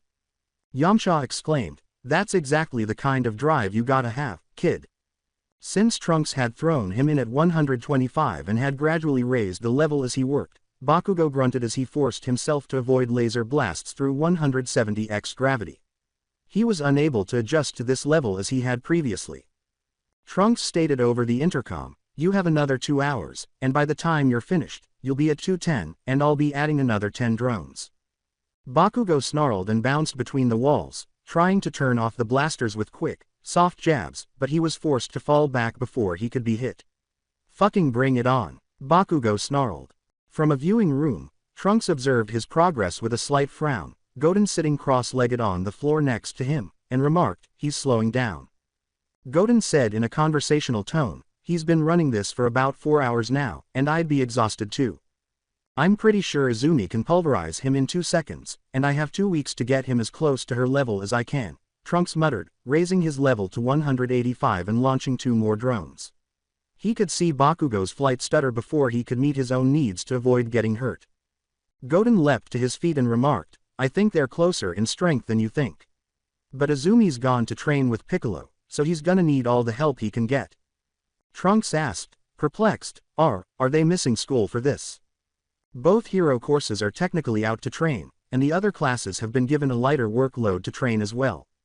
Goten laughed, "Seems like everyone got a fire lit under their ass when they saw you two fight. From what Aizawa says, they're only convening every Friday to go over the homework the teachers sent them home with, office hours for those who need the teacher's help."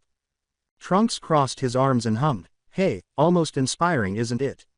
This sports festival is gonna be interesting.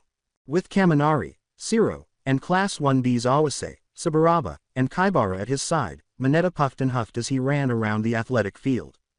As they went, Awase questioned, "You think we'll be able to do anything against these guys?" In reference to the people they knew who were training with Ki. Looking across the field to where Tsuyu and Jiro were practicing yoga with Komori, Yui, and Setsuna, with a few Gen Ed girls joining them, Shiro muttered, "There's always a hope. I think we should count ourselves lucky that it's only Bakugo and Midoriya." Mineta gasped as they completed their lap and fell by the water hose. "Uraraka and Hagakure have been working with those two pros from the USJ," she said. As Saburaba drank water, Kaibara questioned, "How do you know that?" "I hide in the girls' locker room from time to time, they get a lot of gossip." In a hint of disgust, Awase questioned, "Couldn't you get kicked out for that?" With a conversational tone, Kaminari sprayed a water bottle down his neck to cool him down and said, "Mina gets real creative with her acid. The teachers let the girls hurt him any way they can." It was a fun day, Shiro recalled, when Midoriya punted him into low orbit once. Awase shook his head and mumbled, "You 1A guys are fucking crazy." "That's fair, now let's go do some quirk training." As they departed for ground beta, Saburaba remarked, "Kendo is training just like Midoriya and the others, got Tetsu roped in as well." "It's not just you 1A guys, you know," he said. "Are you kidding me? Even more people like Midoriya." Mineta gasped, "We'll never stand out." Up in the operating room, Tsuyu and Mina watched Jiro run through the obstacle course once more, using her jacks to help pull her along or destroy projectiles that came too close for comfort. "I say we do course alpha again once Kyoka hits the best time," Mina said, keeping an eye on the timer. 1 complete minute before the previous peak time. "This one's getting too easy." "I think you're right, Hiro," Tsuyu murmured, "but I wanna see if all three of us can run through training scenario Epsilon." "Wow, you are serious about this?" Mina blinked. Tsuyu firmly stated, "If Midoriya can do the things she can, then so can we." "I'm in," exclaimed Kyoka as she walked in, having completed the course during the conversation. "We're not getting left behind." Mina cheered, "All right, girl power," which caused her friends to laugh. Momo dodged and weaved between combat droids. Their faceplates were made of a single lens and they were slender and resembled basic humans. At the moment, each of them carried a handheld weapon of some kind. 2 held spears, 1 held a tonfa, and the final one held a katana. 30 seconds, miss, a butler asked, idly observing a stopwatch from close by. After avoiding a katana swipe, Momo swiftly made a shield to catch a spear before rolling beneath the second spear to bring a newly made staff across one of the spear carrier's faceplates, sending it crashing to the ground and deactivating it. She then dropped a beanbag shotgun from her back, destroying the katana droid before sweeping the legs out from the spear droids and somersaulting over them. She then dropped 2 globs of C4 onto their chests, and the exercise came to an abrupt halt when her butler stopped the watch. Momo wiped her forehead with a towel and inquired, "How was that, Heathcliff?" He stepped over the damaged robots and summoned the repair droids, who started repairing them right away. 10 seconds over, miss, you took a little longer than needed formulating your plan. Momo sighed and sat down in a nearby chair to sip some water. "I can't think that fast while under attack. Split-seconds decisions have never been your strong suit, madam. You tend to overthink everything you do as you are meticulous, and wish to leave nothing to chance. However, this is slowing you down, dulling your reactions." Heathcliff reprimanded her, bringing a protein bar that was extremely high in calories, which she accepted with gratitude. "But how can I win if I don't make the perfect plan?" she asked herself while eating, tearing into the bar with a ravenous appetite and disregarding all manners. "I'm afraid perfection is impossible, miss, you'll have to go with the best plan that is also the fastest, lives are on the line after all." She stood back up and looked at the newly constructed droids pulling new weapons, including a staff, a buck knife, a baseball bat, a mace, and a beanbag handgun. "You're right," she sighed. "We'll need to give these droids a tune-up by the end of the day." "I already have the mechanics on standby, madam," Heathcliff responded quickly. 5 minutes on the clock, don't focus on coming up with a plan, focus on reacting, begin." Using an abandoned quarry for after-hours training, Kirishima roared as he slammed his fist into Sato's guard, reflexively blocking the retaliatory cross that Sato sank into his arm. Tokiyami was screaming as he attempted to control Dark Shadow in a nearby cave, and the two had been wailing on each other for almost 5 hours. Outside of that, Kota screamed into the forest to increase his range, while Aoyama forced himself to shoot his laser at abandoned rail cars. His arms and legs were covered in bloody bandages, the result of his training with not only All Might but also his friend and fellow musclehead. Kirishima yelled, "We're gonna push ourselves further than they think we can go," and slammed his head into Sato's, the two of them battling to push the other back with just their foreheads. "We're gonna show them that we're just as manly as Midoriya and Bakugo. That we're not side characters," Sato roared, sending Kirishima flying back into a tree with a sharp uppercut from his fist. Kirishima quickly got back up and charged again, shoulder-checking Sato off into a deeper area of the quarry. "Are you sure he's ready?" Looking at his mother, Tamari Iida, Tensai sighed and said, "Yes, Mom, he's ready, and even if he wasn't, it's his choice. He's already got the necessary upgrades to make it viable, and he's got the drive to make it work. He only has 2 weeks, is that enough time to heal?" She was worried. As they listened to Tenya's muffled scream in the restroom, Tensai comforted her by rubbing her shoulders. "You know it is," she said. "Perhaps we ought to enter there. Tensai gently interrupted, "is doing this on his own. He can do this. Are you planning to attend the sports festival? Just in case." As Tenya opened the bathroom and hobbled out to them with his calves wrapped in bloody gauze, Tensai looked up and said, "Yes." "Okay, step 1 is over. Step 2 begins in 3 days after you've recovered sufficiently. You'll be operating your engines without mufflers, which will hurt, but in the end, you make us proud, Tenya. Please don't hurt yourself," Tamari concluded for her oldest, looking directly into her youngest's eyes. "By the end, you'll be able to overclock your engines for longer." Tenya fervently looked at his brother and said, "I won't, mother, but I can't be left behind. Can we start earlier?" "Sadly no," Tensai replied, "so feel free to rest." As he barely made it through the forest and toward a nearby hot spring, Shoto exhaled a cloud of icy vapor. Though he had pushed his quirk too far and wasn't sure he should be submerging himself in hot water like this, he could use his fire to gradually restore warmth to his limbs. The relief was nearly immediate when his body sank into the steaming pool. "You will kill yourself if you continue to push yourself in that way." With a start, Shoto glanced up to see Shoji stumbling out of the forest with one tentacled mouth outstretched. "Saw those glaciers you were making, figured I'd come check on you." He continued, "You really pushed yourself. Did you just come to give me a lecture? If so, kindly depart. I just wanted to see how you were doing. I've been keeping an eye on everyone who has been training in the wilderness. If you want me to leave, I'll go. I'm training to extend my range." With that, Shoji turned away and started back toward the trees. "Wait," Todoroki called, rising from the water, his body aching from the loss of heat as the cold started to set in again. "Have you seen Midoriya?" Shoji gave a slight nod. "She's in the mountains to the east of Mustafu, intense training. I don't think anyone but Bakugo could probably keep up with her." Todoroki mumbled, "I think I have a good chance." His eyes narrowed. "Your ice is strong, Todoroki, but I don't know if it'll be able to match up to those two. Uraraka, Hagakure and Ojiro are also training intensely, who's to say they won't surpass us as well?" He started to leave. "Nothing's set in stone, not until the day of the sports festival has passed. Who knows, maybe you'll trounce them all with your quirk alone, but don't underestimate them, Todoroki." Iida was gritting his teeth as he hobbled to his chair, while Uraraka dragged her feet behind her, weighed down by her new weighted clothes. Aizawa assumed Hagakure was asleep in her chair, but he couldn't tell. On Friday morning, 15 minutes before the final bell, he watched as his class slowly limped into the room, each one covered by some kind of patch or gauze covering training wounds. Jiro Suyu and Mina were resting their heads on their desks, and although he was certain that Mineta, Kaminari, and Siro were asleep, they still had 4 minutes until the final bell rang. Tokiyami was trembling a little, flinching whenever Dark Shadow peeked out to whisper an apology. The two must have really been pushing their training. He'll have to tell the hound dog, while Kirishima and Sato appeared as though they would collapse if a stiff breeze blew through. Ojiro was also missing. Lying in the infirmary after Present Mike discovered him collapsed on the school steps in the early morning, his arms, legs, and tail wrapped in gauze, blood slowly discoloring his knuckles and shins.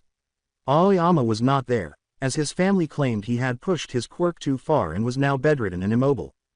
Bakugo was doing no better, clenching his fists angrily in an effort to ignore the pain shooting through his forearms. Todoroki was pale, his limbs shaky, and occasionally cold vapors were escaping his mouth. all clear signs of quirk overuse. Only Midoriya, Shoji, Momo, and Kota appeared to be in somewhat decent shape. Although Midoriya was also wearing gauze, she was too happy to be affected. Momo just appeared to be a little underweight, and Shoji appeared to be slightly sleepy. Kota was his typical shy and timid self, save for a thick scarf around his neck and a steaming cup of chamomile tea in his hands. Everyone raised their heads when the bell rang, some wiping sleep from their eyes and others making uncomfortable grimaces. Today's a short day, as you all know. Aizawa droned as she looked at them all. You've all turned in your weekly homework, now's the time to ask for any help before we go over a serious matter.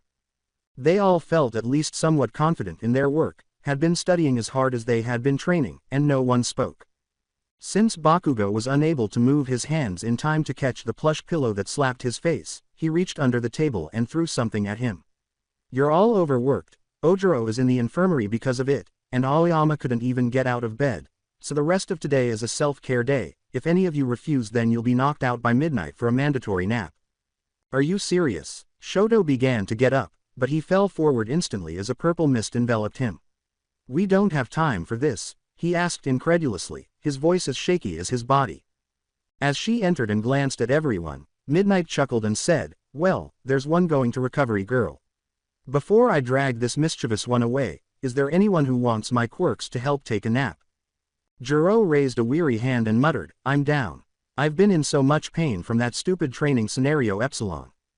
Iida pushed his glasses up, causing them to flash, and Uraraka nearly sobbed, pain-free sleep sounds amazing right now. Iida grimaced and added, I would also like some help sleeping as well. Hagakure hasn't woken up, and I worry she may need the infirmary as well. Bakugo tried to blast his way across the room and out the window right away, but a whip whipped around his neck and pulled him down. Do we have to relax? Midoriya whimpered, there's so much training, to do, and yawned as she too snored softly. Bakugo was still awake, fighting sleepiness and the powerful coils of her whip, his sharp teeth gnawing at the tough leather. Midnight hummed with delight as she dragged the 3 strongest in their class across the ground. So that's 4 for the infirmary and 3 wanting help sleeping. As they slowly curled up on the ground with Aizawa's emergency pillows, Iida, Uraraka, and Iida started to nod off at their desks. You all have a relaxing time. After observing Midnight dragging his classmates away, Kaminari sighed and said, fuck it, I got Disney movies on my laptop if anyone wants to half-ass watch one before we fall asleep. With a smile on his face, Kirishima remarked, I can't even muster the strength to get out of my desk. Sato fell asleep without hesitation, saying, if someone can put my pillow on the ground, I'll be able to just fall on it. How about we just help you down? Momo asked her teacher as he climbed into his sleeping bag, sweating and looking at Mineta and Siro, who were already asleep against Shoji's back. Suyu and Mina had joined Iida and Uraraka, cuddling, and Kota had persuaded Tokiyami to take cover between himself and Shoji's other side. Why not let us train today, Mr. Aizawa? Momo asked her teacher. You've all trained yourselves to exhaustion, to force you to go further is to risk you hurting yourselves, one day off won't hurt. He sighed, now shut up, it's nap time. Momo blinked and then grinned as she took a seat next to Jiro. She covered her best friend with a blanket and took out some energy bars before welcoming Kaminari, who placed his laptop on her lap and fell asleep against her shoulder almost instantly. Resting for a day wouldn't hurt. There was a noticeable sense of excitement at the UA Sports Festival Stadium as thousands of heroes and bystanders flocked there while food and souvenirs were being sold by vendors in anticipation of the celebrations. Present Mike shouted into the sound system from his booth, welcome one and all to UA's first-year sports festival. With a sleepy Aizawa sitting next to him, he said, I'm your host Present Mike, and with me is a Class 1A teacher Eraserhead, and we are ecstatic for this year's games. We have dozens of powerhouses ready to compete in numero uno, and with famous people coming to watch and observe, it's sure to be a memorable sports festival. As he entered the stadium with 18 at his side and his daughter in her arms, Krillin smiled and whistled, pretty good turnout.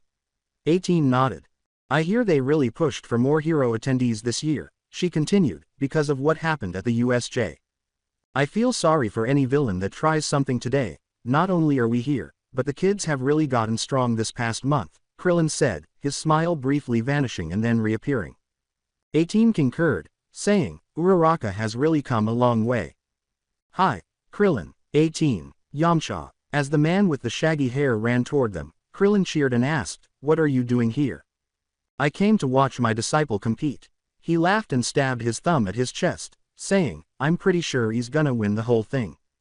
Really, I'm fairly certain that my disciple has this under control, Krillin sneered.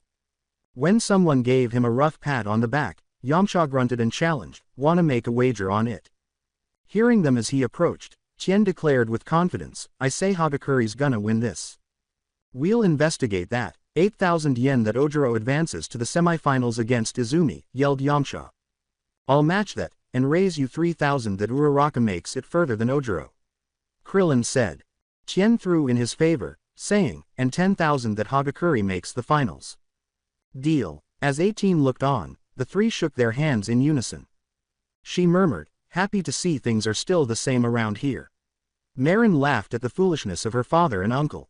Izumi was bouncing from foot to foot and occasionally threw a few jabs during a warm-up down in the locker rooms, while everyone else in Class 1A was preparing for the upcoming challenges. They all appeared focused and prepared. Midoriya, well, Izumi hummed as he approached her, turning to face Todoroki. From an objective standpoint, I believe I'm stronger than you. Bakugo laughed loudly and sneered, in your dreams icy hot. Izumi said sheepishly, he's actually stronger than me in terms of raw power, so in a way he's right. Avoid encouraging this further. I'll consider the possibility that Invisalign and Pink Cheeks have improved, but Icy Hot doesn't even utilize the hot side of his quirk, Bakugo yelled. I can be a hero without that man's peculiarity. Todoroki growled. Bakugo snarled back, ain't no one's quirk but your own. Ojiro stepped between them and ordered, enough both of you. Bakugo was easily pushed back by his tail. He took a step back, crossed his arms, and yelled, fuck off tails. As Shoto attempted to advance to continue his tirade, Ojiro firmly said, let your actions do the talking. We're all about to get a chance to show what we're made of, Ojiro said, swishing his tail around to push Shoto back. It is simply impolite to continue in this manner. Yes, let Gen Ed make the war declarations. Kaminari pleaded. Gen Ed, Izumi asked, looking around at everyone's now spoiled moods, what do they have to do with this? That's right. You and Bakugo were out training when they came by. Sato muttered. The whole of Gen Ed and 1B showed up at the classroom to give some kind of declaration of war. Some purple-haired kid named Shinso was leading them, him and this massive mountain of a guy. He was taller than Shoji. Taller than Shoji. Wow, that's tall. Izumi gasped as Todoroki stalked away now that their confrontation was over. Everything's tall to you half-pint. Bakugo scoffed. Hey no fair, I'm not the one calling him tall.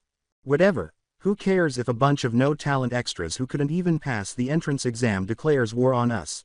He sneered, we'll flatten him just like everyone else. I don't know, that big guy looked serious. Kirishima said, arms behind his head. And we don't know what their quirks are, they might have something that wasn't good against bots but great against people.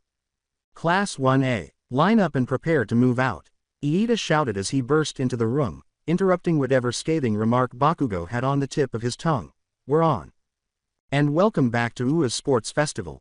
Present Mike shouted into the mic as the stands were filled to the brim by eager heroes and civilians. I'm your host Present Mike, coming to you live from UA Stadium, where our festivities are kicking off. And what better way to start than to introduce our stars of the day, the first-year classes. And here they come, he exclaimed, pointing a finger down to one of the tunnels on the field, where the students were all walking out, letting his Class 1A. The show-stopping Class WHO dealt with villains their first week and came out RARIN, for more. And coming up behind them, their sister Class 1B with the star-studded cast ready to show us what they're made of. Laying it on a little thick ain't he? Krillin chuckled from his seat in the stands, waving when he saw Uraraka. The young girl giddily waved back. He's a showman, let him have his fun. Yamcha chuckled. Following behind are the lovely underdogs of General Ed's classes C, D, and E. Each one could be a powerhouse in disguise, waiting to slip free and pounce on their chance of victory. And coming behind them it's those mad scientists from support classes F, G, and H. Ready to boggle our minds with their wacky contraptions and support gear. And bringing up the rear it's the business course classes I, J, and K. These classy eggheads are, here to show us about business. Nice save, Aizawa droned. Well, Tien narrowed his eyes as he spotted a veritable giant amongst Gen Ed, standing at least a head taller than his tallest peer, with shaggy black hair and expressionless bored eyes. That kid down there, I'm sensing some hidden energy. Now that you mention it, I feel it too. Yamcha agreed worriedly. What do you think? Obviously he's been well trained, Piccolo said as he flew down into the stands, landing beside Krillin. The real question is who trained him. Hey Kachan, you feel that? Bakugo stared at Izumi, who was locked in on the tall Gen Ed student. Yeah, guy's holding something back, he confirmed, sharing a look with Izumi. He looks familiar too, can't place it. Same, she echoed as the last classes filed onto the field. All of them turned to the podium, where two familiar figures were walking up. And here to kick off this momentous festival, it's Midnight and her former classmate and teammate, Hotstreak. At the proclamation of her former hero name, Mitsuki Bakugo spiked her ki, causing a dense heat to spring up around her. Did ya miss me brats? She taunted the stadium at large as the crowd went wild. I hope you're all ready because of today's festivities. Because we'll be seeing some of the strongest hero hopefuls in the world show what they got. And here to give the athlete's oath, it's Class 1A's Izumi Midoriya. Midnight exclaimed. Izumi blinked in confusion. Me? She asked, pointing to herself. Yes you, now come on up. Mitsuki cheered, clapping alongside everyone else as Izumi flew up excitedly. I'm surprised Midoriya is the one they chose. I guess she did get first place in the entrance exam. Kaminari wondered aloud. Yeah, the hero course exam. A Gen Ed student sneered, flinching back when Bakugo's palm crackled. It's a hero school, extra. He sneered back, giving a malicious grin when he saw the giant's attention turned towards him, so of course they'd go off the hero course entrance exam. Hello everyone, Izumi chirped as she reached the mic. I'm Izumi Midoriya and well I don't really know the athlete's oath, she giggled sheepishly, rubbing the back of her head, but I know we'll all work really hard to show what we all can do. And I can't wait to face off against all of you. Give it your all and I will too. Okay. The classes began cheering, just about everyone giving her a genuine smile. She's so friendly and warm that it's hard to hold a grudge against her, a Gen Ed boy said. She's too pure for this world, too pure, a business course girl sniffled. Thank you for those words of encouragement. Midnight cheered as Izumi flew back to her spot. Now it's time to choose our first event. Izumi was practically vibrating as they watched the different names blink faster than most could see across the screen until it finally settled on an obstacle race. An obstacle race, Mitsuki proclaimed. The goal is to run all the way around this stadium, tackling the obstacles to come your way until you pass the finish line. Only the first 42 will be allowed to continue on, so give it your all. And all weighted training clothes are to be removed for the rest of this festival, Midnight chimed in. We want your all out there kiddos. Anyone found not complying will be punished. All right, Izumi cheered as she began pulling her training weights off, Uraraka doing the same alongside Ojiro and Hagakure. Even Kirishima was undoing his jacket to take off the thick weighted vest he had on underneath. Only Bakugo didn't make a move. I took it all off before I got here, he said gruffly to Izumi as she fixed her jacket, throwing a few experimental jabs in the air as she did. I wasn't going easy on you losers to begin with. It wasn't just us, Ojiro muttered, watching Kendo from Class 1B take thick ankle weights off, Tetsu likewise dropping what looked like several 45-pound plates off his back. This is gonna be interesting. The event starts in 10 seconds. Midnight and Mitsuki exclaimed, counting down the clock as everyone tensed. Ready.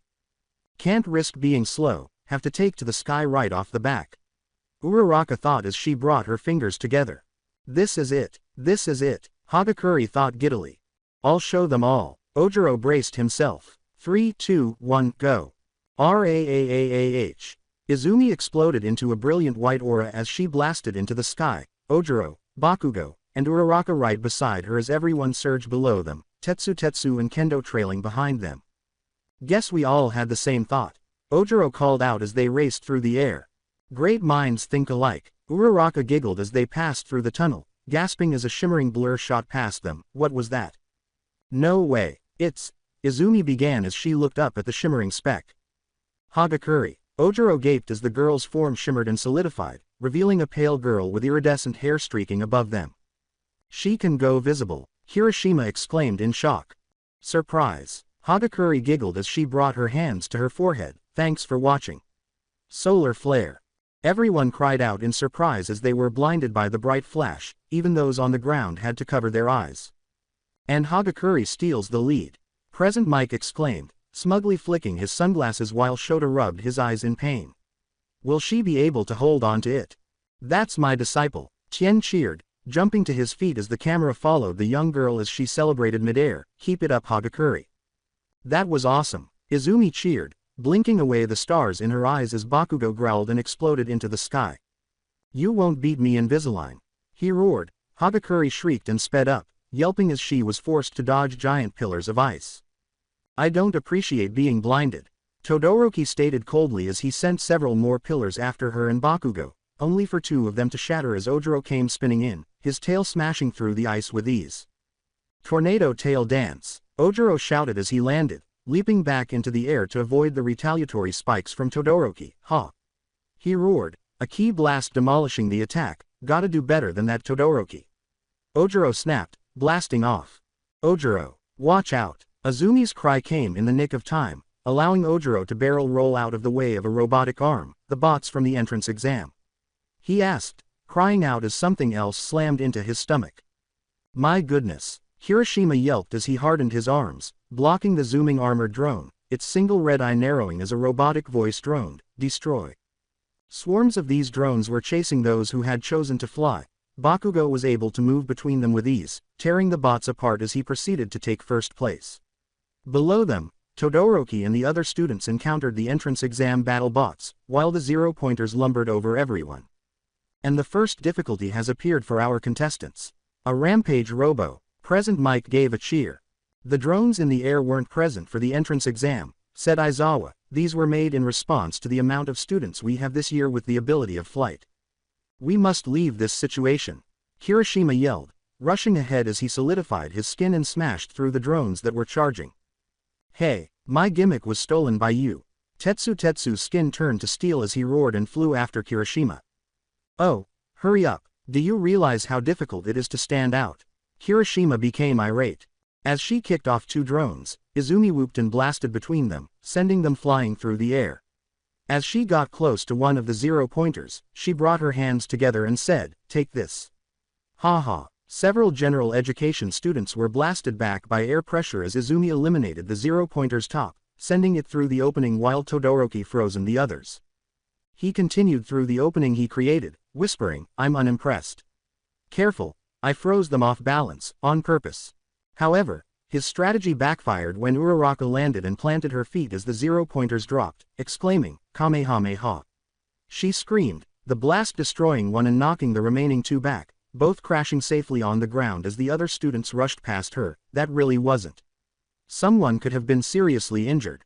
She cried as she launched into the air, barely avoiding the three drones that were crashing into the area where she had just been. As she spoke, the debris started to move and disintegrate, and Kirishima burst forth from beneath it, declaring, I'm alive. Uraraka staggered a little through the air as he roared. Oh my god, I'm so sorry, Kirishima. Uraraka sobbed as they went on. No effort, you acted like a man. It's a good thing it was just me, Kirishima said. It would have killed anyone else.